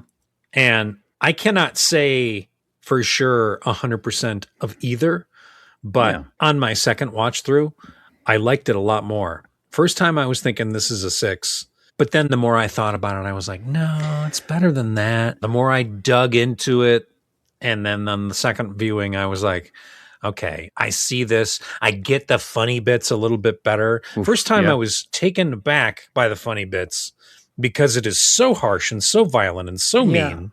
I think as far as the humor goes, I feel like you need to be able to take a breath to laugh. Yeah. You need to have like a moment where you can laugh. And there are definite comedic beats in this. Yes. But for me, most of the time, they're so hot on the heels of something that is so terrible and violent and horrifying that I don't have the breath in me to actually laugh. Yeah. You know what I mean? You're more like, huh, okay. Yeah, because I got my teeth clenched like, oh, God. And then something funny happens, and I'm like, oh, that's funny, but we're going right back into something fucking terrible. Yeah. I get that it's polarizing. Part of that is just the times that we live in. People either gotta say it's the greatest thing ever or it's fucking shit. There are some fantastic camera shots and camera work in this movie. Terrific. And I mean, the teaser that came out, right? Yeah, that had that 2-minute shot. That is gorgeous. And it is. The first impression of this movie was that teaser. I think I saw it before Lee Cronin's The Mummy. I was like, oh shit, that movie looks intense. Yeah. So in that regard, it told me the truth. It is intense, but indeed. That's not the only beautiful shot. There's some other tricky stuff, some other just really well thought out stuff. It's a great shot at the lake. There's a couple of great shots in the final, not the final, but the climax in the house. There's some overhead shots that work hand in hand with a lot of great choreography and stunt work in this because it's so violent. Some great makeups in this as well. Some really neat effects. Yeah, it's got some really solid, really great makeup effects. Jane O'Kane was the prosthetic supervisor, who was also the prosthetic supervisor on Wrath, which they just wrapped. And I know some people that worked on Wrath. And I'm very excited about Wrath. Crossover with the creative teams there then. Absolutely. Oh, that's cool. That's great. A good way to keep it in the same universe. And Wrath is a prequel. Wrath takes place in the 70s, like 1972. That's cool. It is very cool. I don't know if they're going to tie it into anything or if it's just going to be its own thing, or maybe I do know and can't say. Well, what I'm saying is that there are things to recommend this movie just as a film, right? Camera work, direction, stunt work, effects work, some really good performances with actors who are going absolutely balls out. Yeah. But for me, the movie as a whole is too relentless. It's like being a passenger in a speeding car where you just are telling the driver, like, hey, can you just slow down for a bit? Please, just take this turn a little slower. At the end, I find it almost a little numbing. It's definitely numbing. Yeah. And in that way, less effective than it could be. But when you saw it the second time, was it less numbing? Well, were you more like, okay, this is crafty. I can see this. I can see that. That's cool. The funny bits hit better. The second time is when I really noticed more of the camera stuff. Yeah. Like I saw the oneer, and there's a pretty cool shot with a mirror that happens in this as well. Yeah. That the first time I saw it, I was like, whoa, that's neat. The bathroom fight. Yeah. As I watched it the second time, I noticed a lot more of that craft. Yeah. And I was like, oh, okay. So even though the car is going 130 miles an hour, there's a lot of like really deliberate filmmaking in here, and that's cool. But still, at the end of it, I was like, whew, boy. Yeah. What did I sit through? I like this movie. I don't like the climax of this movie. I like the pre-climax of this movie. I like the getting in there. And just, how about that? You know, I like we're going for it. This is a marathon session. Oh, we have water, right? Water and fruit. Great. Just making sure we've got some water and some fruit. Is there some chopped up fruit that's all like, from the supermarket? Evil Dead Goonin. Yeah. I know what you mean. Yeah, it's the end I don't like. I'm with you on that. I mean, I know exactly how you feel because that's how I felt the first time I saw it. The second time I saw it, I felt a little bit better about all that, a little less relentless. I was able to look at the craft more. I was able to sort of study the makeup effects more. And I was looking for Easter eggs and things because, I was starting to piece together things, even if it's all just in my mind and in my own, like, oh, hey, that ties to blah, blah, blah.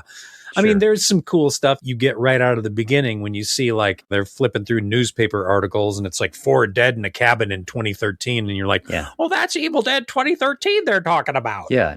So how many Kandarian daggers would you give Evil Dead Burn? I'm going to give it 7 out of 10. It's not quite what you want, but it's good. It's worth seeing. If you like the Evil Dead franchise, you definitely should see it. Just know that it's mean. Brutal. Yeah. And relentless. I give it 6. I'm only going to give this one 6. I do think it is more good than bad.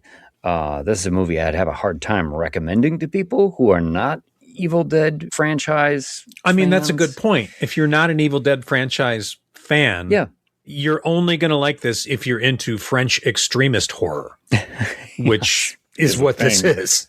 Yeah. I wondered, though, as I was watching it, and I'm like, boy, I'm not finding a lot of humor in it. And the second time I was like, oh, no, there are funny bits in this. Yeah, there sure are. But it made me wonder, like, am I getting too old? Like, did people who saw Evil Dead 2 just go like, oh, it's repulsive. It's so gross. And I think it's people mean. did.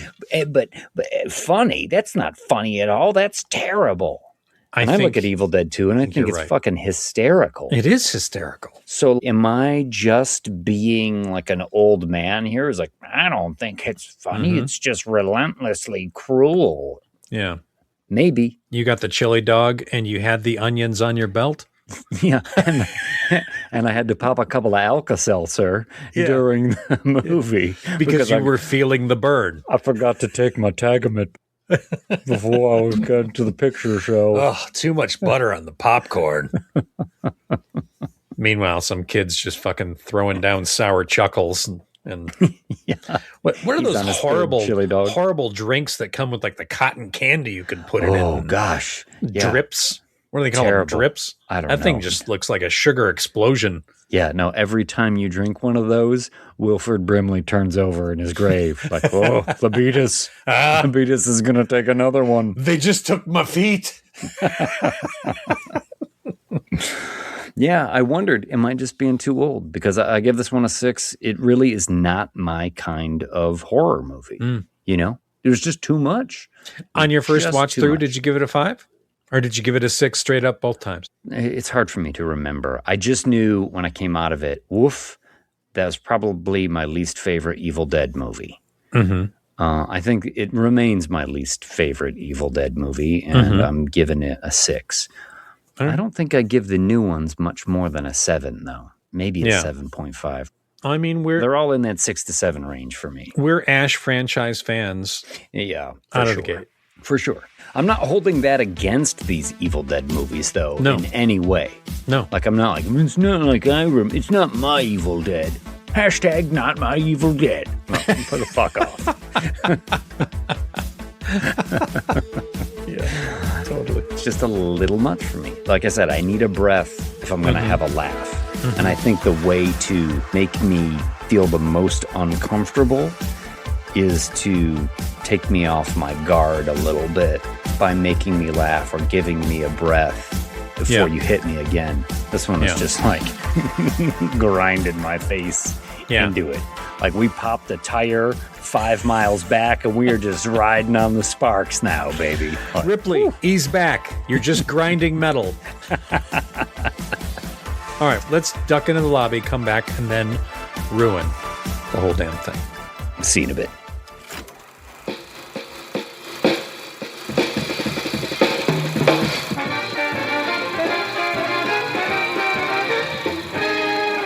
On sale now at our concession stand. Satisfy the cravings of the whole damn family with Patreon subs. Priced just right at 3 delicious and distinct sizes. Scrumptious head for $1. Delicious tail for $2. Or take the whole damn thing for only $4 per month. Each one comes in its own ad-free wrapper. Patreon subs. On sale now at our concession stand. And the whole damn thing at patreon.com. You'll love it.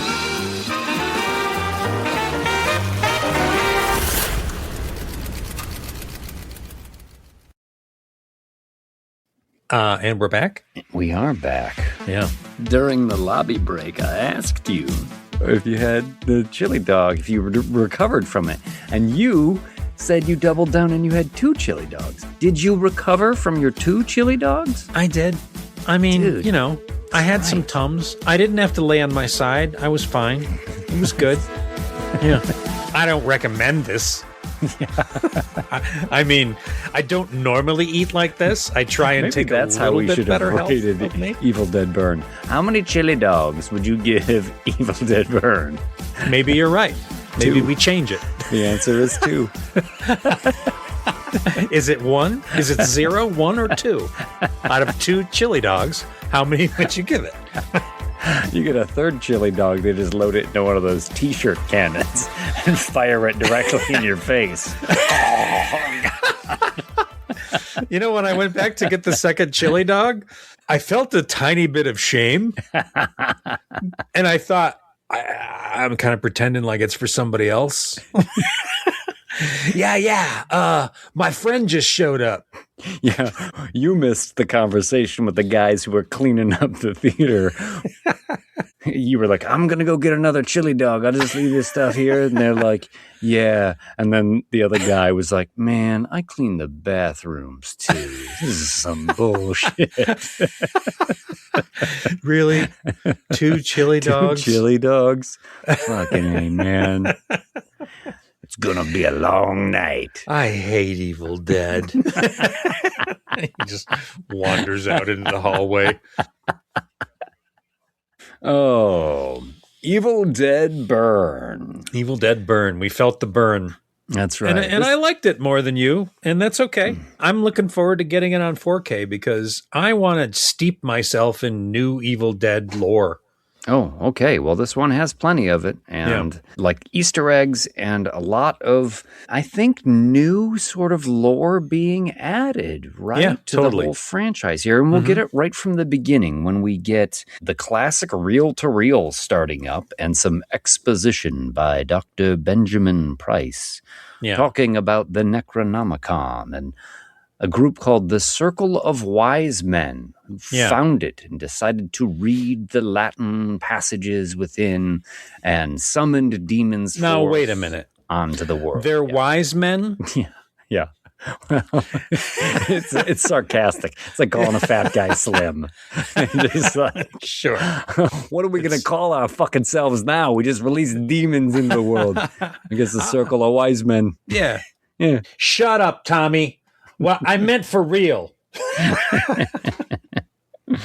Yeah, the Circle of Wise Men has founded and released these demons into the world, but you also hear Dr. Price talking about they've also discovered a weapon of power, a dagger that can destroy them. Yeah. So he's taken the dagger and sealed it away and hidden it within the baseboards of the house.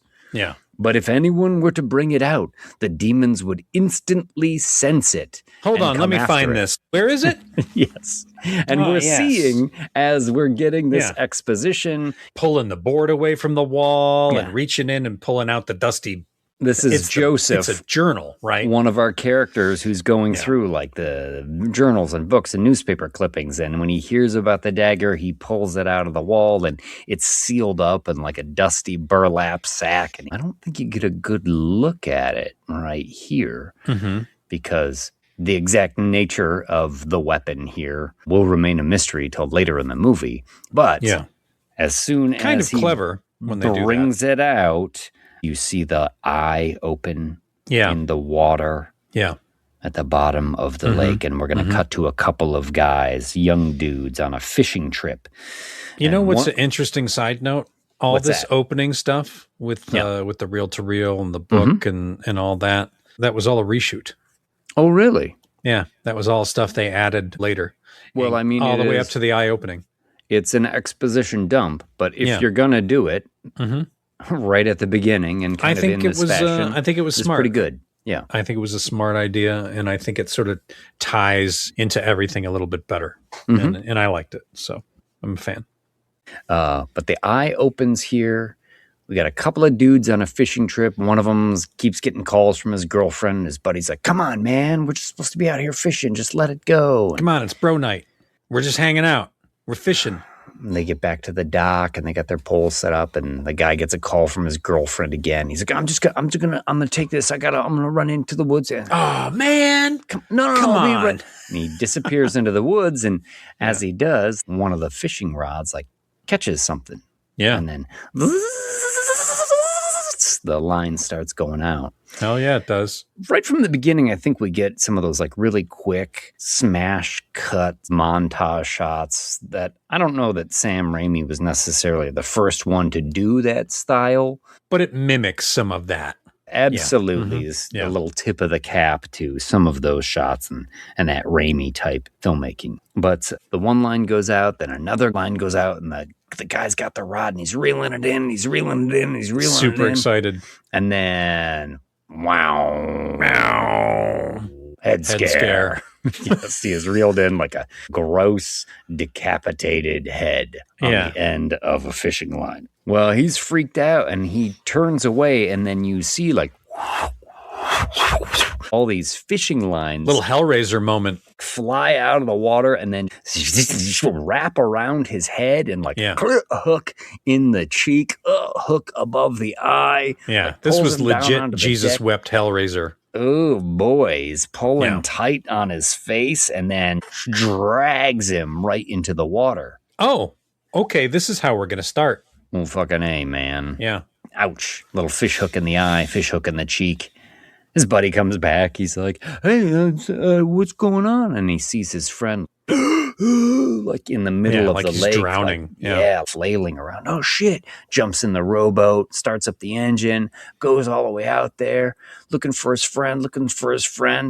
His friend kind of pops out of the water, and his face is all fucked up.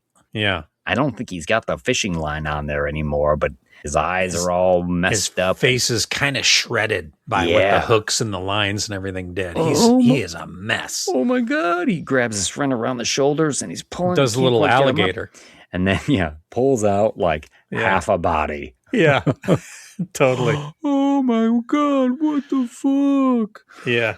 And then you just see over his shoulder a head rise out of the water, and it's Jessica from the end of Rise. Evil Dead Rise starts with a scene at the lake, then has all the stuff that happens in the apartment building, and then at the end of the movie in the apartment building, the character that was at the lake walks through the garage of the apartment building, gets infected, and goes to the lake.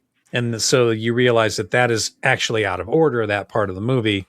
And so, this is Jessica rising out of the lake. And I'm like, oh, that's cool. I like that they're tying it to Rise. Yeah. And this dude is like, oh, shit. Goes to get the fuck out of there. But then hands come out of the water, right? And grab onto the side of the boat. Yeah. They do the Evil Dead grab where it's like finger. Yeah. Like a spider. Tip the boat over. He goes in the water. Great camera move here with the camera flipping underwater with the boat. Yep. There's a lot of these great camera moves throughout this movie. Yeah. I would love to see Sebastian Vanacek do something that was a little bit more subdued. Like the Hot Wheels movie? Oh, no. Is he doing a Hot Wheels movie? I don't know, but I just thought the first thing I was like, I want to see him do some shit with cars. I want to see French extremist car wreck movie. The French and the Furious. Oh my God. How fucking great would that be? I live my life by the metric system. 1 kilometer at a time. So he's flailing around in the water, and yes, over his shoulder, I think you see her now standing on the hull of the boat, she's standing upside on the hull down, of the boat. right? Yeah. And then she turns her hands up, her gray, sort of waterlogged hands, and then begins to make the water boil. Yeah. Right? All around him. This is when we realize these particular Deadites have stronger powers than we've seen in the past. Yes, this is definitely a new Deadite trick. I do like that as the water boils, all the dead fish kind of pop up around him as well. I That's thought that pretty was cool too. A nice little touch to sell it there. Mm-hmm. But then we're going to cut to this guy just pulling himself out of the water, right? His face has all been messed up and boiled, and the skin's kind of hanging off. Swimming through the Halloween 2 hot tub all the way to the end. My gosh, and he collapses on the shore, and then Jessica, this Deadite, comes up behind him, and as he's dying on the shore, she steps on his hand, and the skin just sloughs off. Pretty great. Oh boy, it's great, and it is gross. Both times I saw that effect. Yeah. And keep in mind, we're about to get a whole brain full of fucking gross effects in this movie. Yes. Yeah. But this one got me both times. I was like, ooh. Yeah. The way the skin just slides and off slides the bone. Oh, gross. That meat is just coming right off the bone. with a little bit of weight applied to it. Oh, and then you see her walk through the woods to a street, and she just walks right into the middle of the street as this car comes barreling down at her, and smash cut to dad ass. Oh, what a cut this is. A twerking ass at a club, music's pumping, people are dancing, having a good time. I was like, oh yeah, Evil Dead Burn. Yeah. Give it to the me. Burn indeed. Putting the money in front of it. Yeah. It's Joseph's birthday. Happy birthday, Joseph. This is his brother Will's club. Will runs it with his wife, Alice. A French girl he met while he was studying fine French cuisine. Yeah. This club doesn't really strike me as like a French restaurant slash French club? restaurant. Yeah, because the music is loud, the dancing is heavy, people are having a good time. Will hands his brother a birthday present. It's a pen, like a $1,000 pen. Yeah, it's a great pen. $1,000 pen is a bit extreme. And Alice, his wife, is like, that's a bit much. Yeah. He's like, it's from the both of us. Will is a douchebag. He is. Will is a douche, and his look is very like Situation from Jersey Shore back in the day. He's got Oakleys he wears on the back of his head. Oh, God. Oh, this guy. He's got Nike flip-flops and his feet are tan, except for the strip where the flip-flop is. But we're meeting them all. Will, Joseph, his brother. Joseph was the character we had seen pull the weapon out from the floorboards during the exposition scene. We meet Alice, Will's wife, the French girl, and Tia, who is Joseph's wife or girlfriend. I'm not exactly sure what their relationship is, but they're a couple, right? Well, Will and Alice almost immediately start arguing about some stuff, and she leaves to get some fresh air, or as the French do, light up a cigarette out in the parking lot. They're all coming out, and Alice is like, this is bullshit. Well, it's driving me crazy, and he always gets like this. And yeah, Will was being a douche, and he comes back outside, and he continues to be a douche. Like, I thought you're supposed to stop smoking. Like, I thought we were gonna have kids. You know, I was fine before I met you, but you make me this way. You make me this way. Yeah, and in fact, he like gets so pissed at her that he punches through the car window, right? And he's like, damn it. He's like, no other woman has ever forced me to do this. And what is it about you that makes me this way? I'm like, oh, fucking, this guy is a fucking menace. This is the first part of the movie that made me go, wait a minute. Are these people all dicks? Yeah. Yes. It is not a good relationship, and in a huff, gets in the car, pulls out. In a fucking Dodge Charger, of course. Speeding. Same color as his Oakleys, bag, right? Of course.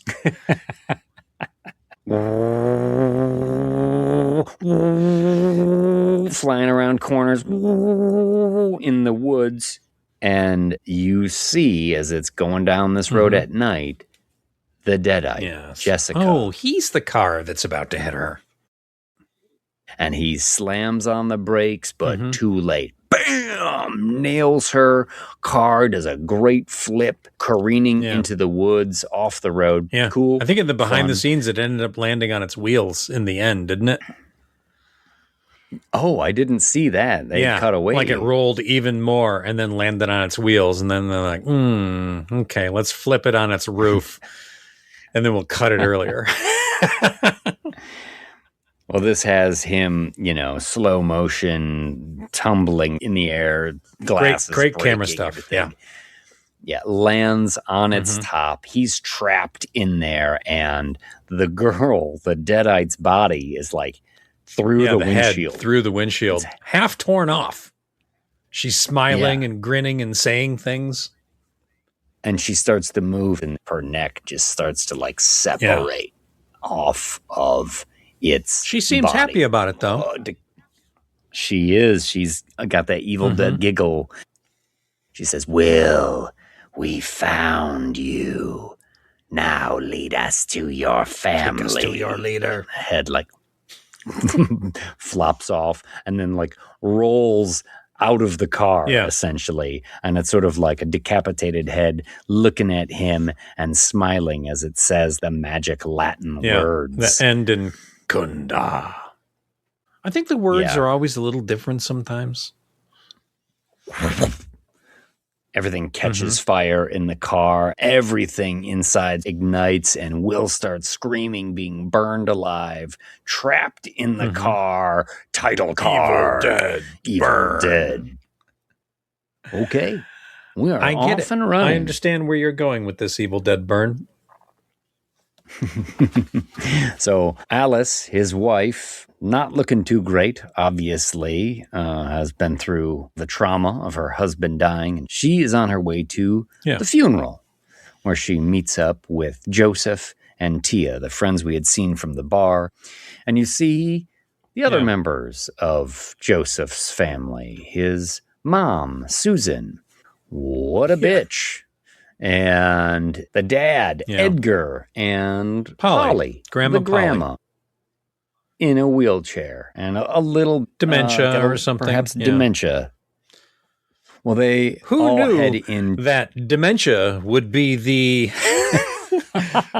funniest part of the movie. Yeah. It's like, we need some comedy in The Evil Dead, so dementia's funny. She could say some really funny things, couldn't she? Indeed, Evil Dead. Indeed, she could. Well, they're at this funeral, and they're at a construction site. Yeah. Like, this funeral home also has like an active construction site. I don't know what they're building there. As they're up there trying to talk about Will, you can hear like jackhammers in the background. Sorry, we're building a new crematorium. You can actually set fire to your loved ones yourself. It's a big box. You can watch it. There's all kinds of neon. They're putting together some kind of fantastic funeral park. Funeral Funland. What's it like to be in a coffin? The coffin flume. Yeah. You just go down like a log ride in a coffin. Yay! There's like a hearse bumper cars thing. Yeah, I got over there on the side. Maybe this might not be such a bad idea, man. You got to hit them just hard enough to pop the casket out of the back and then we should talk to the Nightmare on Chicago Street people here. We might have a moneymaker on our Funeral hands. Funland. Yeah. Listen, death upsets people, right? What if we spun that? You know what else is funny? Dementia. Who knew? But in this funeral service, the mom is up there talking about Will, my darling boy. No one knew him like I did. We were all surprised when he went to France. But he was really into French stuff. Hammer, saw, chainsaw. Kissing, mustard, chicks. French stuff. He brought home a Fries. French wife. Nails. Alice, do you want to say anything? No. Oh, okay. You don't? Yeah. Oh, okay. Everyone's a little shocked she doesn't want to say anything. So they play a little like Serge Gainsbourg or something. Has some weird. French soft music. Yeah. Everybody's crying, but grandma's like, yeah. Smiling, and it's almost like she's dancing in her wheelchair. The mortician's assistant goes to wheel out the coffin, and it's like awkwardly coming off the platform and everything. Keep getting stuck on something. He keeps trying to joggle it around. Yeah. This is funny. I do think this is funny because I haven't been worn down by the relentless nature of this movie yet, so I'm getting a chuckle here. Sure. Mortician takes it into the crematorium, puts on some headphones. We get like a little smash cut rap needle drop here as he's sort of like moving around, putting on a mask, warming up the crematorium. The song is Hallie Hova by Slim Bambino. Oh, Slim Bambino. Slim Bambino. Hallie Hova. Hallie Hova. You got it. I actually really like this song. I found it on Spotify. I've been listening to it a lot lately. Nice. And there's an interesting thing. This song, it asks the age-old question that DMX brought up in the 90s, which is what these bitches want with it. Right? That old trope. Sure. That old chestnut. Well, you know what? I'm not sure DMX got an answer before he passed away. So I'm glad somebody else is still around. Yeah. Asking the tough questions. Slim Bambino wants to know. The mortician hears like knock, knock, knock, knock, knock. And, oh, who's that at the door? It's Dad.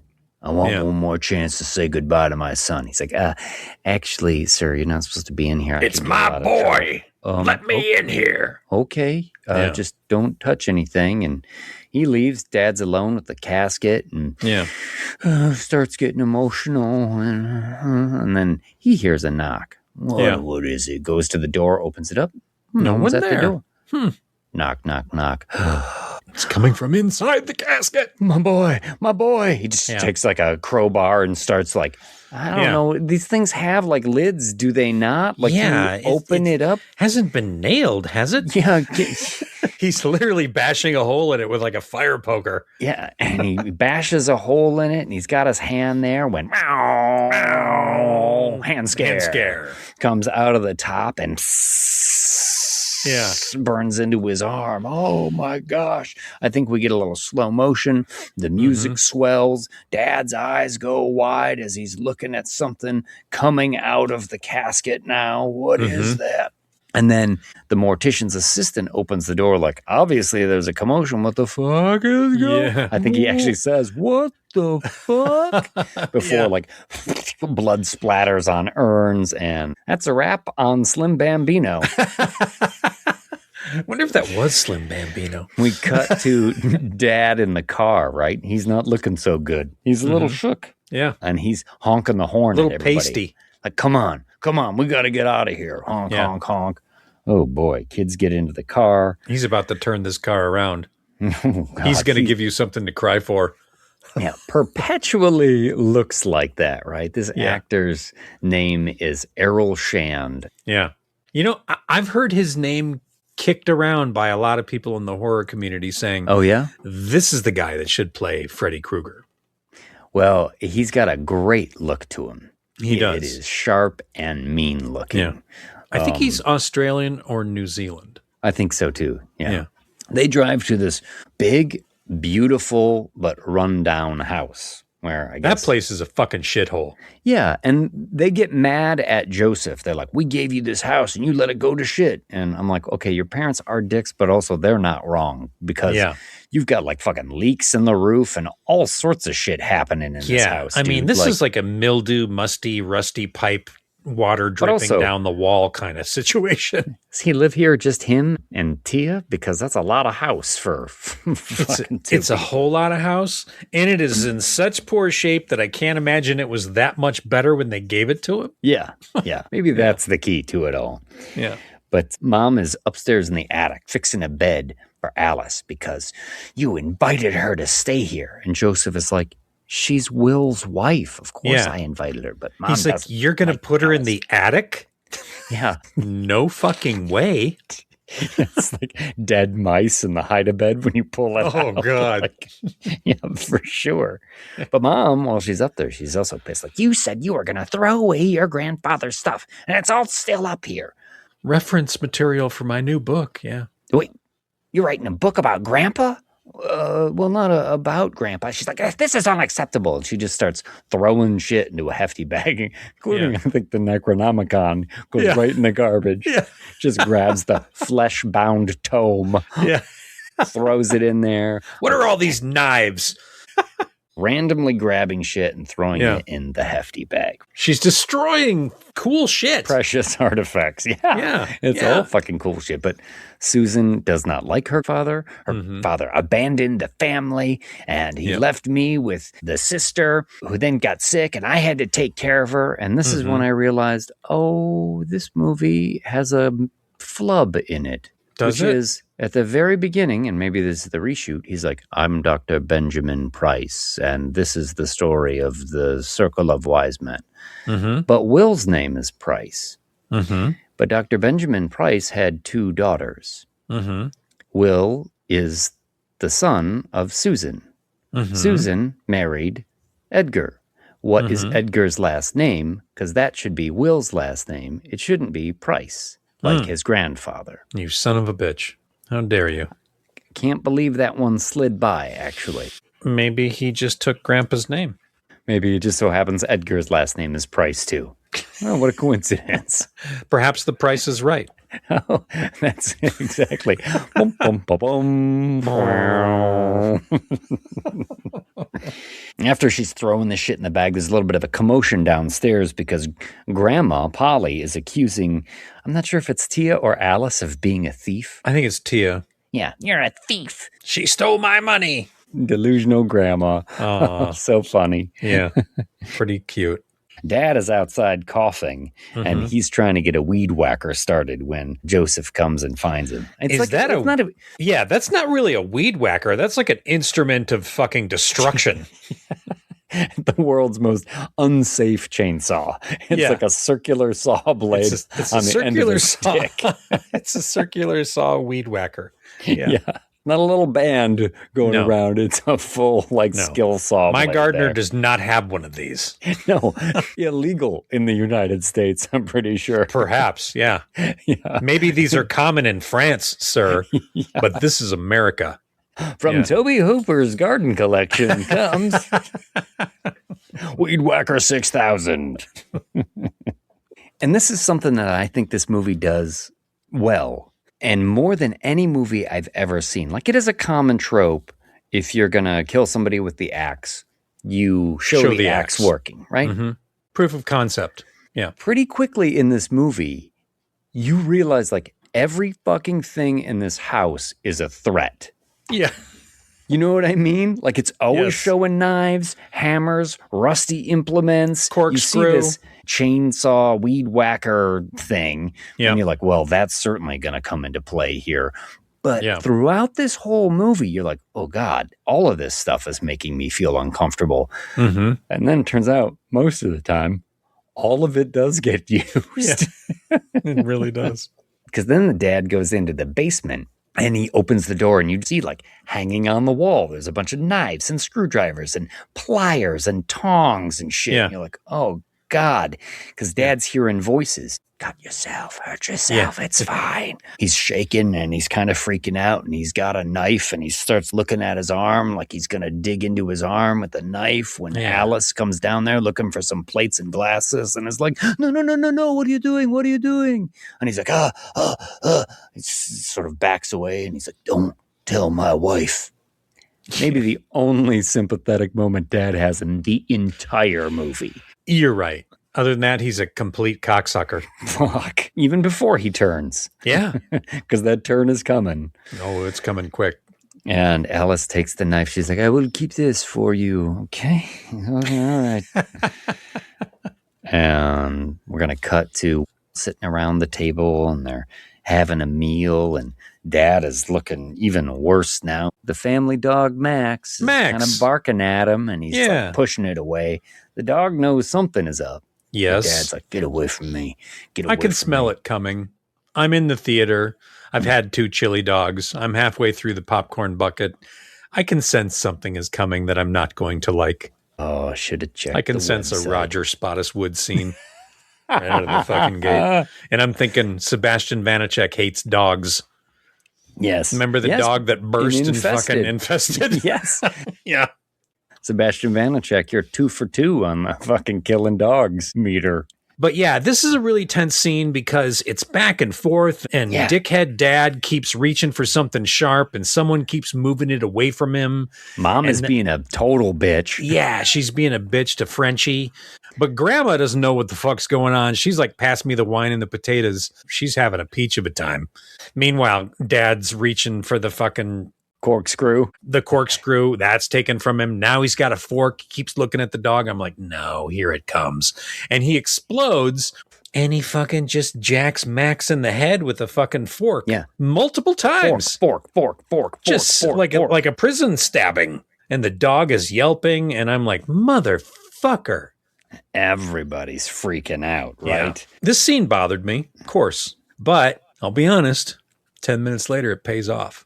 And Joseph stands up after he stabs the dog, and Dad just takes a wine bottle and smashes him across the face. Yeah. And I mean, let's be real, dude. A wine bottle, you'd fucking kill someone. That's not gonna break. That's that some heavy easy. glass. It just that is shatters. Not some fucking Miller High Life bullshit. So yeah, smashes him with the bottle, and then he starts seizing up. Yeah, and they're freaking out, like, "Oh, we gotta get Dad to the hospital." So they race him to the car. So it's Tia, right, and Joseph, and fucked up Dad. They throw Edgar in the backseat. Tia's driving. Joseph is in the passenger seat. And as they're driving, Edgar in the backseat looks into a bag. Like we had seen a first aid kit earlier because Alice had put a little bandage on her foot. Yeah. Right? Yeah. So then, and this is what I mean, like every single time there's a sharp instrument in this movie, you're like, uh-oh. And so Edgar grabs the little scissors and then reaches around to Tia while she's driving and just starts sticking her in the fucking neck. She starts screaming, and this sets off a absolutely fucking brutal fight scene inside in the car. Confines of this car. Seat belts and fucking all kinds of shit. The car swerves off the road and it hits like a giant puddle and stops. So the car's not moving anymore. But yes, Edgar like pushes the seat back onto Joseph as Joseph is trying to stop him. He's punching. Yeah. Just absolutely brutalizing Tia. Next thing you know, Joseph's got a handgun and he's holding it on Edgar. And Edgar's like, do it. Pushes his forehead right into the barrel of the gun. Like, and Joseph is a milquetoast motherfucker. He can't do shit. He is a milquetoast motherfucker. This fucking pussy. Oh my gosh. Fuck this dude. Hunter Doohan plays Joseph. And yes, he is just such an infuriating wimp in this I think movie. he's going to actually, the next role he's playing is a cup of Jell-O. Well, he was in that Wednesday show. Okay. That's I've never seen the Wednesday show. Yeah. The first season I thought was quite good. Okay. Watched that with my daughter, and I really liked the first one. But anyway, this is also the part where Tia tries to escape the car and then gets her fingers slammed in the door, and boom, demons. Takes all the fingers off. Yeah. Yeah. Yeah, this is pretty good. That's a good scene. Yeah. Oh my God. And then at some point in the struggle, she reaches under the seat and has a fire extinguisher and smashes Edgar in the head with it. And it kind of breaks open and fog and carbon dioxide is just flying everywhere in this car. And Joseph escapes. Yeah. And he gets outside the car and he's looking down at Edgar in the car. And Tia is fucking helpless at this point. Yeah. And Joseph just turns tail. He's like, as Edgar pulls the headrest out of the seat. And we've all seen the headrest in the trailer. Smashes her in the head. And then just like smashes her right through the neck and mouth so that the metal post of the headrest is sticking out of her mouth. And it is fucking gnarly. Yeah. Oh my gosh. It is. Yeah.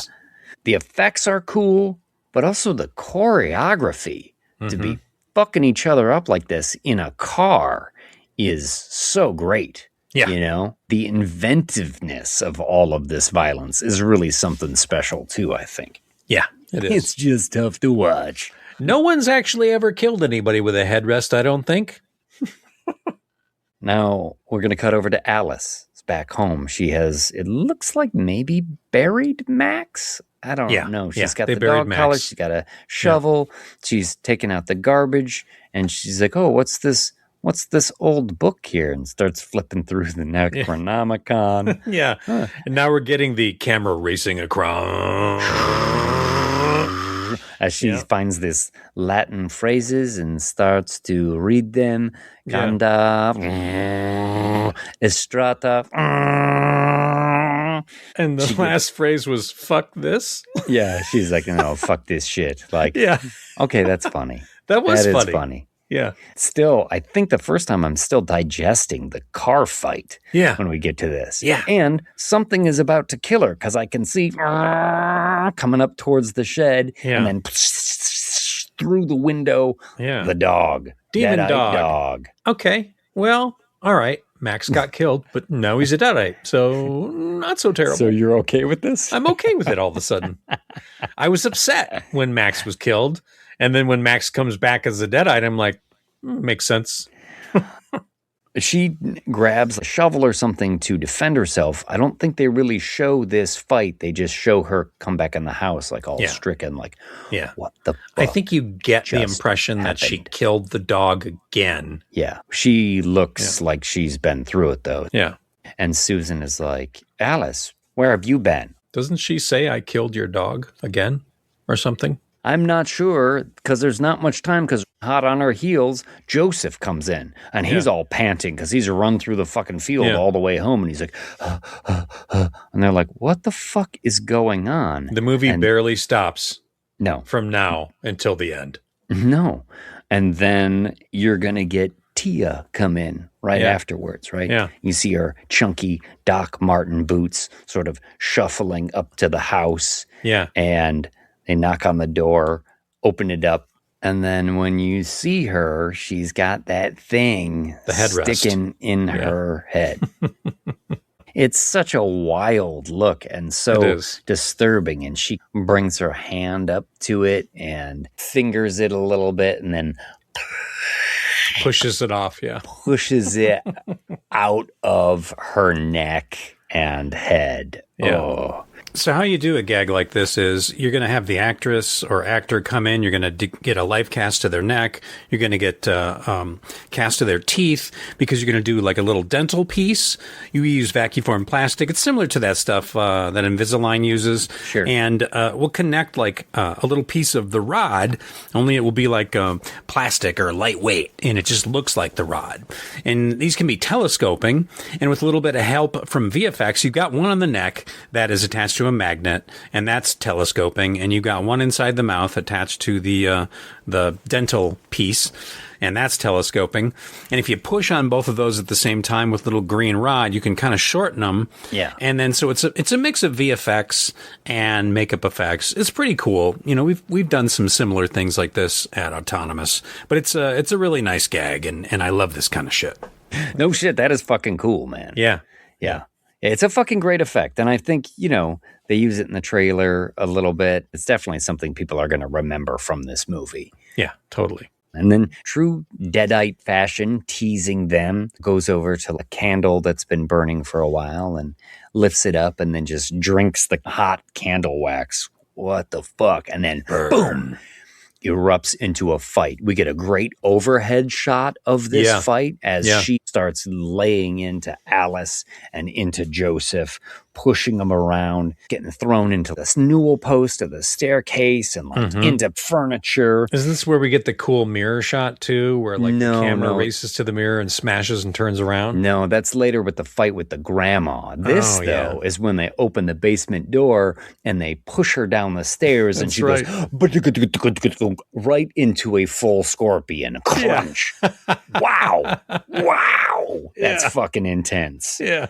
Oh, and then she unrolls herself and they fucking shut the door on her. Yeah. This is classic Evil Dead, knocking the Deadite into the cellar. Sure. And get the fuck out of here. So Alice, Joe, the mom, Susan, and Grandma all try to leave. Like Grandma's in the wheelchair. They open the door and there's Dad. Now, evil Dad. Yeah. And he whistles and the dog comes to his side. And I was like, yeah, all right. And he has the gun. He has the handgun in his hand. He's pointing it at them. And then he's going to shoot him. At himself, sticks it in his mouth and pulls the trigger, blows the back of his head off, and does not go down. And they're like, oh God. And then he takes it and he sticks it to his temple and does it again. Shoots himself. I think he shoots himself 3 times he does. In the head here. 3 times in the head. Jesus. He's mushroomed his head in 3 different spots. Christ. Yeah. And these are all appliances with some green screen applied into the middle so they can get the depth with the computer. A lot of these were heel and reveal. You know, I've talked about that before where, you know, you do the shot as a plate and then you do it again with the makeup on it. And then you reveal, you know, the makeup. Like you take the normal shot and then you reveal to the makeup. Yeah. Or you just erase the makeup and let it pop in suddenly for the shot. A little bit of practical blood spray, and sometimes you add a little extra digital blood spray. But yeah, that's how they do all this. Yeah, incredibly disturbing and violent. And also, we mentioned it before, like, these Deadites are made of sterner stuff They're than not ones going we've down. seen in the past. No, they are not. Not even falling down. He just proved you cannot hurt him. Yeah. So they all run back in the house. They start barricading the doors and windows like, oh, what the fuck are we going to do? Tia is down in the basement and she's bashing on the door. She gets Grandma to let her out. And she gets Grandma to let her out. Yeah. As the rest of the indoor team is off barricading stuff. Grandma's already had some good quips too. Like after the intense murdering of the dog dinner scene, and then they race out of the place to take Dad to the car, she says, they left without saying goodbye. Yeah. Now, Tia has made like a little hole in the door and she's looking through it with her eye. And she's like, hey, let me out. And Grandma's like, have you decided to give me my money back? Yeah. And then you see the Deadeye eye like look up and to the left like, yeah, that's what we'll do. I'll give you your money back. So Grandma wheels over to her. We cut to the mom was in the kitchen and had been like loading the dishwasher, right? She's loading the dishwasher like a fucking savage. Like a fucking psychopath. You don't stick all the knives blade side up. No. But who does that? That's no one. mean. Like this movie is constantly showing you the thing that you're like, oh, that's going to be a big problem, isn't it? It's like gas can, lighter. Oh, yeah. That's going to come into play. Speaking of which, they hear the commotion out in the living room and everybody runs out there. They see Tia's at the mantle and she is pouring gas all over the mantle in the living room. Like, you're all going to burn. I think on the mantle there is a picture of Edgar and Susan sitting on the hood of the Delta 88. Oh, is that where it is? Okay, I missed the car. I'd heard that the car was in it. Yeah. I didn't catch that was there. I do see there's a Bruce Campbell cameo, I guess, coming up here in a second. Yeah, he's in a family photo too. Yeah. I think it's right here because Joseph and Alice are like, oh, what the fuck? Let's try and take care of Tia. The mom straps Grandma in. She has one of those like little chairs that goes up the stairs and goes past a picture of Bruce. Joseph goes into the living room and he grabs a lamp to arm himself, right? And then he looks back, but where did Tia go? Listen. Dad just shot himself in the head 3 times. What's a lamp going to do? Yeah. I mean, come on. You make a very good point. Yeah. Well, Alice is standing there. She doesn't know where Tia went either. And then you get like that drip on her forehead. Yeah. Drip of blood. And she looks up and there's Tia. And I thought, well, how fucking high are these ceilings? How did you not see her crawl there? Like, these are kind of like regulation height, right? You're not out of my field of vision if you're just on the ceiling like that. But then, because of that scratch, she became a demon. That's right. An instrument of evil. She sure did. And she fucking leaps on Alice, and we get some more fucking knockdown, drag out fighting, right? Yep. She KOs Alice and Mom, and then she's like, Joseph, give us what we want. Chases after him. Joseph goes in the kitchen, and he picks up to defend himself an electric carving knife. Yeah. It's not even plugged in. That kitchen has like 47 knives in it. We've seen them all. Right behind him. Yes. Yeah. But he picks up the dumbest choice of weapon, and he kind of holds it in front of him like, stay away from me. No, I've got a wooden spoon. He is a pussy. We get it, right? And then she just slowly saunters over to him with a little evil gleam in her eye. It's a good gleam. Yeah. Boo. And he freaks out, trips, and then falls back on the open dishwasher rack that has all the knives sticking up. And the shish kebab skewers. Jesus Christ. Everything sharp that was in the kitchen is being washed at the same time, blade up. She just crawls on top of him as he's there screaming and straddles him like, And then she puts a little bit more pressure on him, and the dishwasher door snaps off. So then it hits the ground, and all the blades press into him even more. Yeah. And he's fumbling around for something, and he finds the corkscrew and corkscrew in the neck. But she just kind of smiles. Yeah. Oh, you wouldn't shoot your dad, but killing me is okay, huh?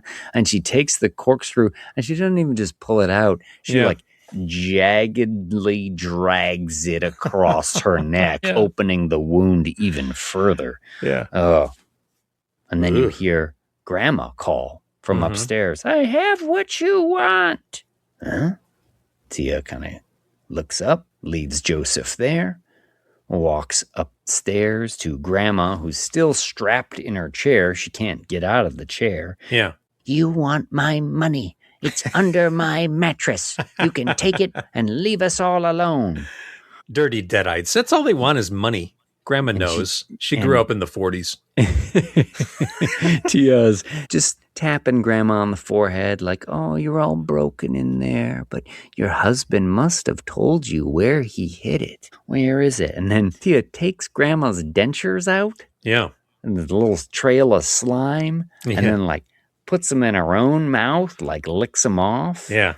And then puts them back in her mouth. Yeah. Oh, God, gross. It's so gross. Blech. Yeah. And then Tia's like, hey, where's your leg? Because Grandma has a prosthetic leg. Yeah. That's why she can't get around too well. Yeah. We'd seen it before.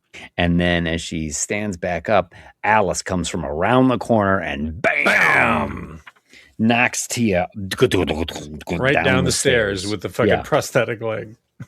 And as Tia is laying there, this is when Joseph comes up with the dishwasher door that had been disconnected and smashes her face over and over and over and over again. Just pulverizes her fucking melon until there is hardly a shell left. It's brutal. It's relentless. It's a smash head on a fake body. It starts with a makeup and some digital help because you're getting a lot of arm movement. You know, like she's there twitching and shaking and all that kind of stuff. But then we're just bashing like the remnants of a head. Yeah. And I think they had over 40 hits. Yeah. And they cut it down to get an R rating to like 30. I wondered if this was Sebastian Vanacek's like casino moment. Oh, yeah. Yeah. Where he was like, I'm going to put in this like super violent thing so I can cut it out and get the things that I want. Absolutely. Left in there. Yeah. Because, 40 this is a hits. Casino moment. Like, that would be fucking exhausting. It would. Actor just bashing over. Keep going. Keep going. Keep going. Oh, my God. Keep going. Are we going to cut yet? Nope. Keep going. Keep going. I'm getting tired. That's all right. Take a break. Okay. Keep going. Keep going. Yeah. That would have been a fun day on set. But before Tia had gone out, she did mention something about the grandfather and the dagger. So after she's been decimated, Alice says to Joseph, like, what is she talking about? What's going on? And Joseph spills the beans about the grandfather. He was a researcher. He left the family because he thought he had to find these weapons to protect the family against demons and all this stuff, find all these ancient artifacts. Nobody believes any of that. And, well, maybe some of these artifacts are still around. Meanwhile, upstairs, Mom is tucking in Grandma and is about to leave when Grandma calls her Susan. Now, because Grandma's got dementia, apparently she hasn't called her daughter by her real name in years. So Susan is like, well, what did you call me? And this is a good moment. Susan is about to leave, so you're looking over her shoulder at the bed, and then Grandma's body just sort of like under the sheet floats up into the air, and Susan approaches her, and the sheet comes down, and we got Evil Mama, who is really giving Edward Herrmann as John Lithgow vampire in the Lost Boys. Fucking so right.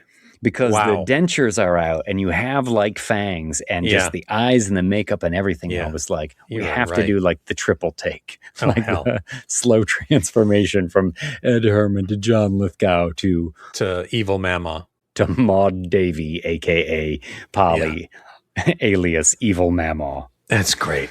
We can all be together, she says. And Susan, this stupid, waspy bitch, she is the fucking worst. Yeah. Like, of this dysfunctional family, I mean, Edgar is his own kind of like vicious, mean, but Susan is such a needling bitch. Mm-hmm. And, here's a knock at the window, and look, it's Evil Dad behind the window. Yeah, doing a Salem's Lot.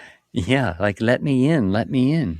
Now, I was confused. It seemed like there was a rule where he couldn't enter the house until he was allowed to come in the house. I don't understand that. But I don't think so. He's so strong. And we've seen these demons bust through windows plenty of times. Yeah. You know? Yeah, I don't know why he didn't just bust in, other than to have this gross moment as Mom is like, he shot himself in the fucking face 3 times, but she's still like, oh, yeah, okay. She's broken. She is completely broken at this point because she was just looking at Evil Mama and all excited and happy. Yeah. And now she's looking at her evil dead husband and then makes out with him. Likes it nasty. Kisses him, lots of tongue. You can see essentially a giant gash from his ear to his mouth with like all his teeth and the inside exposed. Of his face. Yeah. And she's licking it and goop just stringing off each other. Like obviously buttoned up, but into some wild shit. Yeah. You know? You haven't kissed me like that since grade school. But Joe and Alice are looking out the window downstairs and they're like, where's Evil Dad? Maybe we can meow, dog scare. Yeah. Mom comes from downstairs. Joe, listen, they just want the thing Grandpa stole. Tell us where it is. Where's the Kandarian dagger? Dad is in the house, and he comes down the stairs. They're like, oh, fucking shit. And a couple times in this movie already, Alice has had flashbacks. Oh, yeah, to her physically abusive Will. And you saw Will losing his temper, like abusing her, like spilling a pot of boiling water on her. And just like Alice has got this past trauma that gets triggered. So when Dad comes down and he hurts the mom here, I think he knocks her aside or something, she has another flashback. And then Dad forces Joe's face into the smashed face of Tia. The shell, like over and over and over again. Yeah, stringy. Joe reaches into his pocket and takes out the fountain pen. Yeah. I mean, every fucking sharp thing we've seen in this movie is getting used. Sticks his dad with the fountain pen. Yeah. Pretty sure that's not going to do it. No. Well, this is when we get that long shot from the teaser trailer. Yeah, it's 2 minutes. I clocked it. It's fucking dynamite. Yeah. It's dynamite. It really is super intense. There's a couple of crafty spots where I'm pretty sure they did a digital cut on a whip. I did hear the actors talking about it, though, and there's still a fuck ton of timing. Oh, yeah. That the girl who plays Alice, Suhaila Yaqub, was her name. She was just talking about, like, the whole time she's crawling and acting scared out the corner of her eye. She's like, okay, the bookcase has to fall, and I've got to make sure I get it to this mark before Joseph comes crashing back into the scene and then gets, like, lifted up and thrown out again because the camera is really just focusing on her. And then the mom comes out from underneath the table like, help me, help me, help me. And it's dragged away again. Yeah. It's all just fucking crazy, pretty great chaos again. Alice essentially crawls all the way around the living room and then eventually puts herself in a closet to hide. She's covering. Is it the closet or is it the cellar door? Oh, maybe it is the door to the cellar, and she's just on the landing there. Yeah. But then Joseph's head crashes through the wall there, and I think he manages to say something like, "Find it before they do." Yeah. I mean, not making best use of his words there. He could have been like, it's in the bag upstairs. Yeah. Before he fucking gets thrown. Like, check the attic. It's in a bag. Oh. He just says, find it. It could be anywhere. Totally. Yeah. Things calm down out in the living room, and Alice eventually makes her way out of there. And in the moment of calm, she sees the weed mower, the gas-powered weapon of mass weed destruction. Decapitation. Yeah, exactly. Yeah. She sees it, gasses it up, starts it, and walks upstairs. Mm-hmm. No. At this point, I would have said, fuck you and your dysfunctional family. I'm out. There's no reason for her to be in there. Mm-hmm. Fuck them all. Her husband's dead. Her friend's I'm taking my gas-powered weapon of weed destruction, and I'm leaving. The front door is right there. Yeah. Alice, just get the fuck out of that house. It's not like the theater from Demons. It's not going to be bricked up when you go to leave. You're not locked in. You can leave right now. Get out. And they want a fucking dagger. Well, I ain't got a Kandarian dagger. This sounds like a you problem, fuckers. Adios, Price family. I'm out. Kandarian dagger. I don't even know what the fucking Kandarian dagger is. Right. That makes no sense to me. Fuck off. So she heads upstairs with this thing, and Grandma is still there, right? Yeah. Evil Mama. Mm-hmm. And evil Mama starts giving it to her. Yeah. Spry, nimble little minx now, right?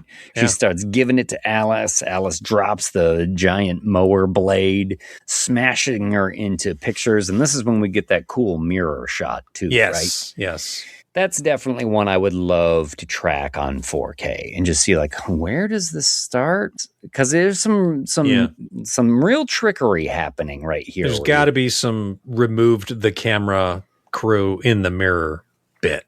Right? Yeah, because it's like you're watching this whole thing and then Grandma like smashes Alice into a mirror, and it's kind of like you've been watching the whole fight in the reflection of the mirror the whole time. Yeah, pulls but her you out. didn't know. And then Grandma forces Alice onto the ground. Teeth against the saw blade. Yes. And she just can't quite reach the button. So she tells Susan, like, Susan, I can't reach it. Can you start it up? And Susan, that bitch, is going to fucking do it. Yeah. And her hand is going towards it. Well, Susan's kind of an evil dead at this point because she made out with Dad. Yeah, but she hasn't turned into evil. Yeah, but they Susan always kind of flip-flop. Yeah. You know, they can turn. I'm not sure. I'm not going to give Susan any credit here. Fucking Susan, the true villain. Yeah. And I think it's also in this moment when Grandma takes the fountain pen and jabs it into Alice's ear. Yeah. Ouch. Fucked up. God damn it, Evil Dead. Yeah. But just before Susan can hit the trigger on the saw blade, Alice finds a shard of glass and sticks it in Grandma's eye. Yeah. And then pushes Grandma next to her chair. Seat belts her to it.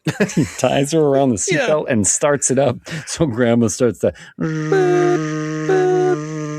slowly go down the staircase. And she has like a grumpy little look on her Deadite face. Yeah.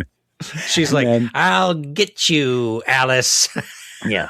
We had seen during this whole fight, too, Joseph come like flying from the third floor because the house has like kind of an atrium to it. Yeah. Bam! Into the first floor with Edgar right on top of him. So as Grandma gets down to the first floor there, Alice sees Edgar stand and look at her, and Grandma's sawing her own leg off with the shard of glass now.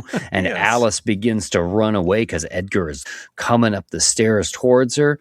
And Alice fucking grabs Susan's hand to go hide in the bathroom. And I'm like, Alice, why wouldn't you just leave Susan behind at this point? That bitch was about to saw your face off. Susan's fucking setting up the Necronomicon book club.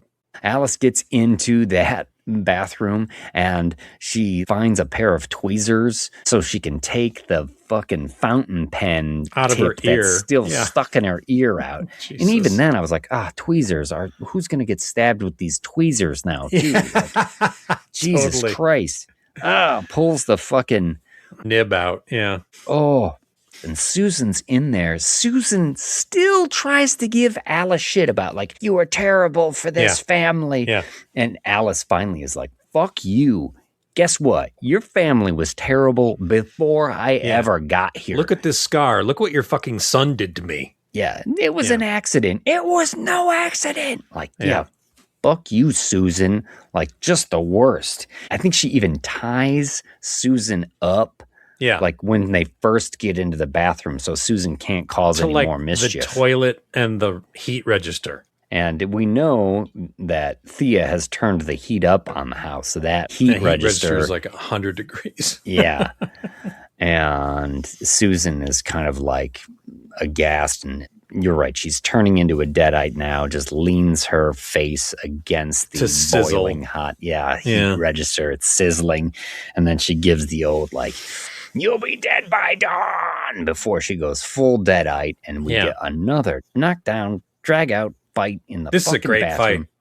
fight with great camera stuff. Susan, at one point, rips the shower curtain off of the shower and then wraps it around Alice's face, suffocating her, and then does this backwards sort of crab walk crawl up the wall and onto the ceiling. Yeah. Holding Alice there. So Alice is dangling, her head trapped in this plastic shower curtain as the deadite is on the ceiling. And there's an excellent little camera twist that happens during all of that. Yeah, Super I initially cool. thought this was a rotating room piece, like from Nightmare on Elm Street. Oh, yeah? And it turns out it's not. They just did the camera rotation, and they had the actors on cables, and they had a ton of grips, just like, okay, heave ho, boom. They pull them up the wall to the ceiling, and then pull them this way.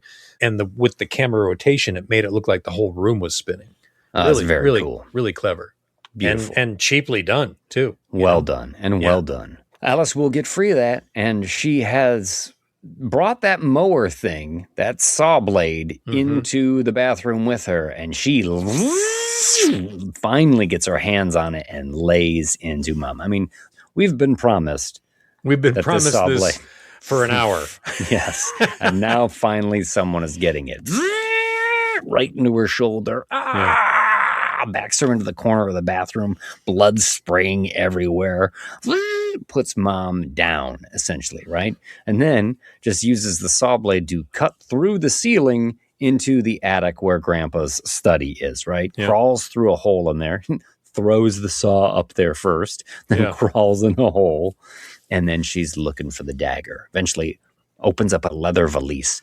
All of these knives come out. Oh my God, which one could it be? Which one could it be? Which one? And I'm like, there it is. It's right there. It's right there. It's right there. Because it looks like the classic piece from the original Evil Dead, right? Yeah, the Kandarian dagger that looks like a piece of a sharpened spine with a little skull on the end of it. And I'm like, oh yeah, cool. Fuck yeah, heavy metal, baby. It's fucking great. Mm-hmm. But as she thinks she's got one, she hears Joseph calling from the hole below. And Joseph has now gone deadite. And he starts crawling out of the hole, taunting her. And she grabs the dagger and she plunges it like right through his face. You see it enter into his cheek and through his mouth. And the tip is sticking out of his mouth. And you think, oh, that's it. But wrong. He's faking like he's hurt. Yeah. And then he starts like tonguing the tip of the dagger. And he goes, wrong choice or wrong knife or whatever. Yeah. Little wrong book kind of energy there, right? Yeah. But then she just tries another one. She just keeps trying them over and over.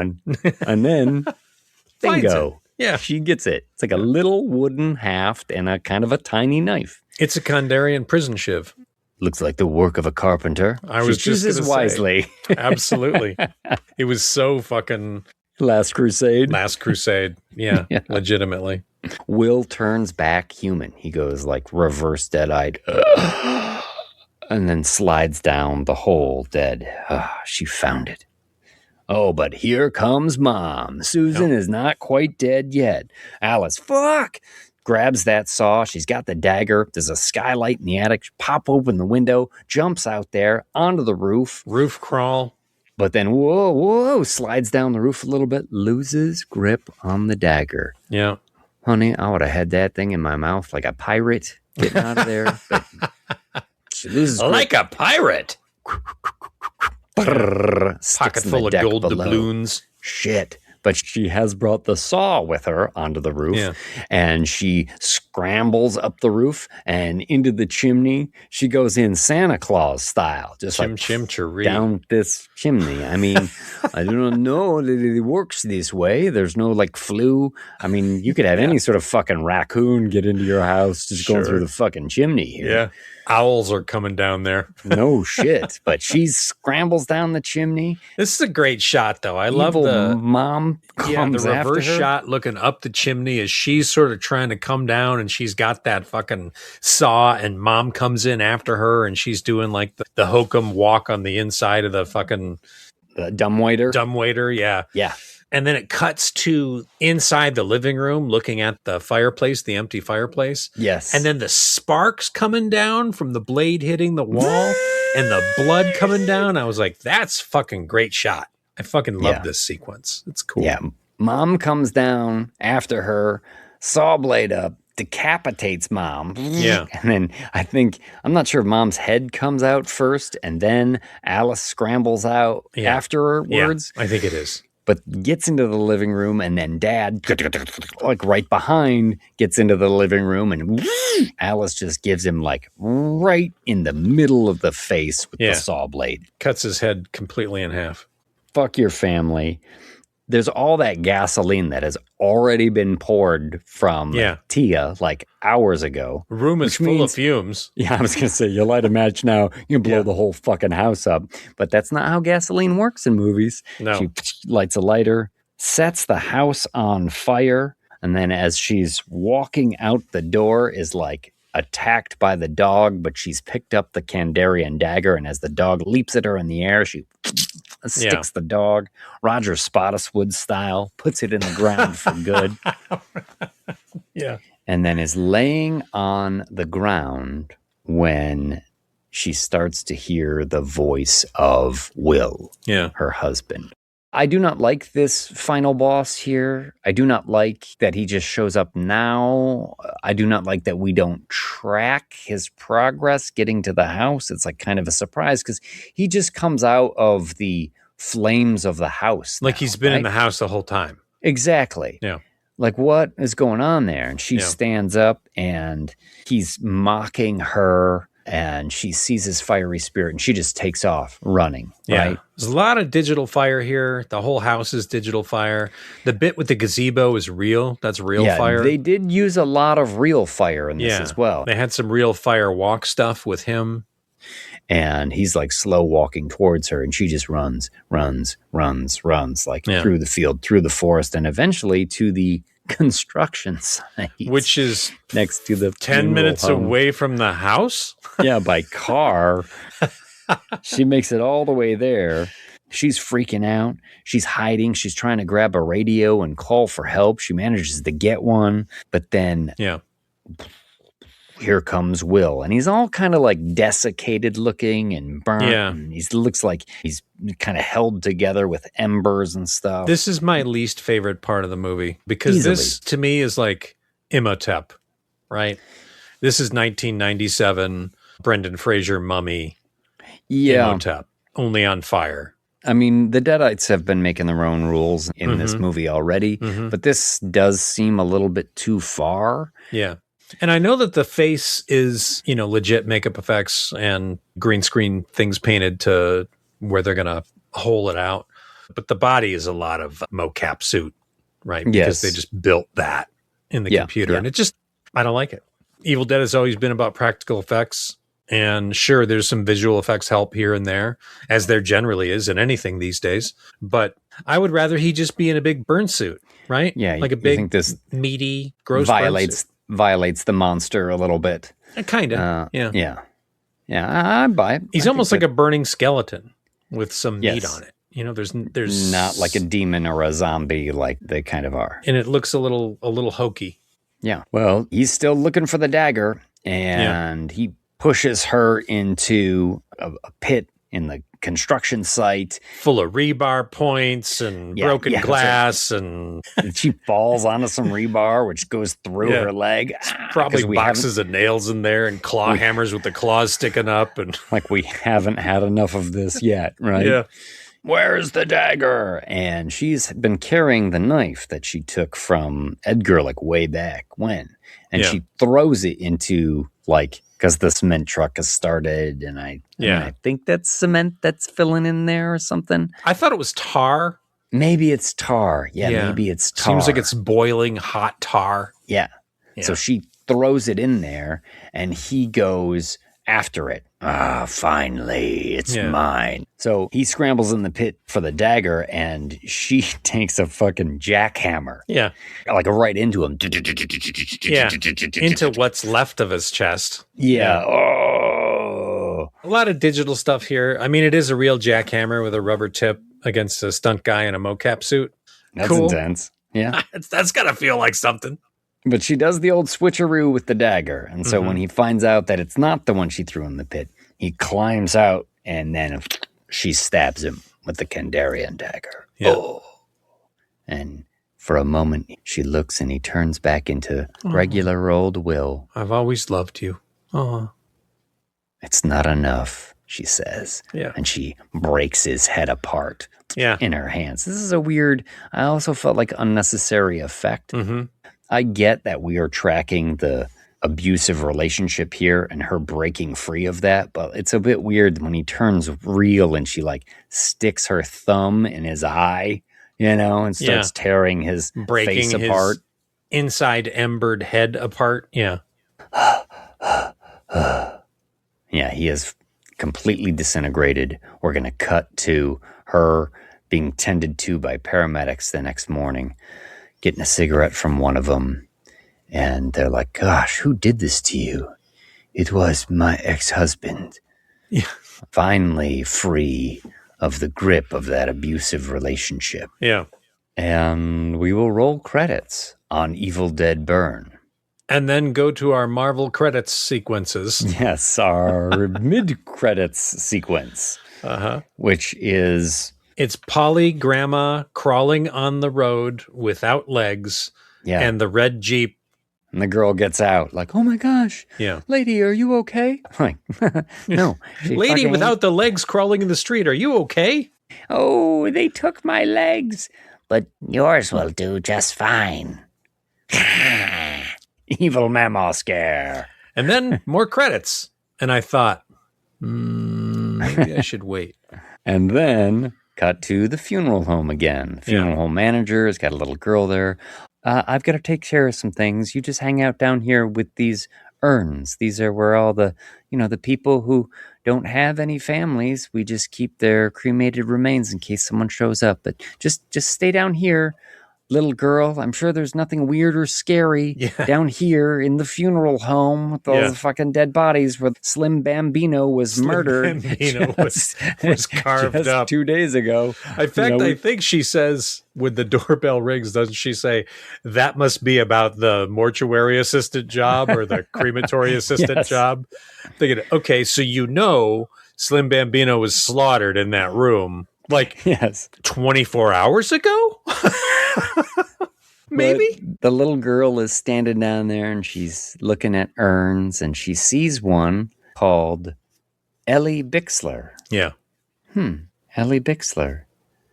And then the girl looks over into a mirror and you see in the reflection Alyssa Sutherland, right? Who played Ellie Bixler in Evil Dead Rise. Yeah. And she's like mirroring the movements of the little girl. And she says, don't be afraid. And I thought, little girl, be fucking afraid. Yeah. I'm looking in a mirror. Why would you not be afraid? Some other reflection is looking back at me. Sorry, this is just the kind of spooky shit I thought might happen if I got left alone in the basement of a fucking funeral home. Yeah. God damn it. Fucking out of there. Well, she turns around and then dead-eyed Ellie Bixler is behind her and snaps the little girl's neck and says, Mommy's back. I hate this. I don't like this at all. I'm okay with it because I like Ellie. It breaks every rule that we've seen. It makes no sense. Yeah. Because she got chopped up in a fucking wood chipper. Yeah. There would be no ashes, man. She was also... There's no body. There's no ashes. Her and her two kids, because she was the marauder abomination which, remember, it had all the arms and the legs, and it was a spider amalgamation of the three characters. Yeah. So I don't get it. It seems like fan service. I did enjoy her in Evil Dead Rise, but I don't want to see her again. Like, I think that it's just, listen, they had some ashes. They call it Ellie Bixler. Now, the interesting thing that I noticed on my second watch through is when the crematorium assistant is killed, blood splashes all over an urn laying on the floor. And I thought, aha, this is how this is sort of reinvigorated or turned into something, because there's an Evil Dead fight happening and blood gets splashed into some ashes. And I think it's just taking the form of Ellie Bixler. It's not actually Ellie Bixler.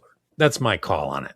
And I believe sources say there will be a sequel that does involve Ellie and some previous stuff. So I think I guess so. I think that's cool. She's my favorite of the newest ones. So. Sure, but sometimes you got to let a good thing die. Yeah, but we all know that doesn't mean anything in any movie.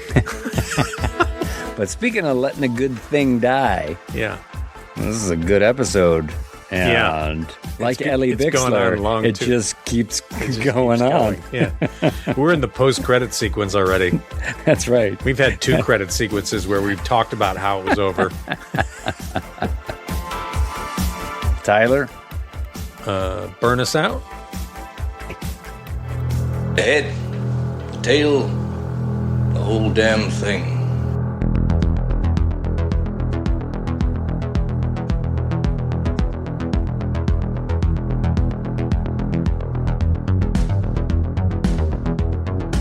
Well, that wraps up another episode of The Head, The Tail, The Whole Damn Thing. With your industry professionals, I'm on fire. I'm on fire. Run to water. That's not what you're supposed to do. With your industry professionals, Mike D. McCarthy and James Knight. I'm your announcer, Tyler Patton. Join us next time for The Hitcher and Strange Darling. Strange Darling? Is that what it is? I'm not sure. Anyway, I haven't seen it, but I'm looking forward to hearing about it. Bye for now. That's a bunch of shit, baby.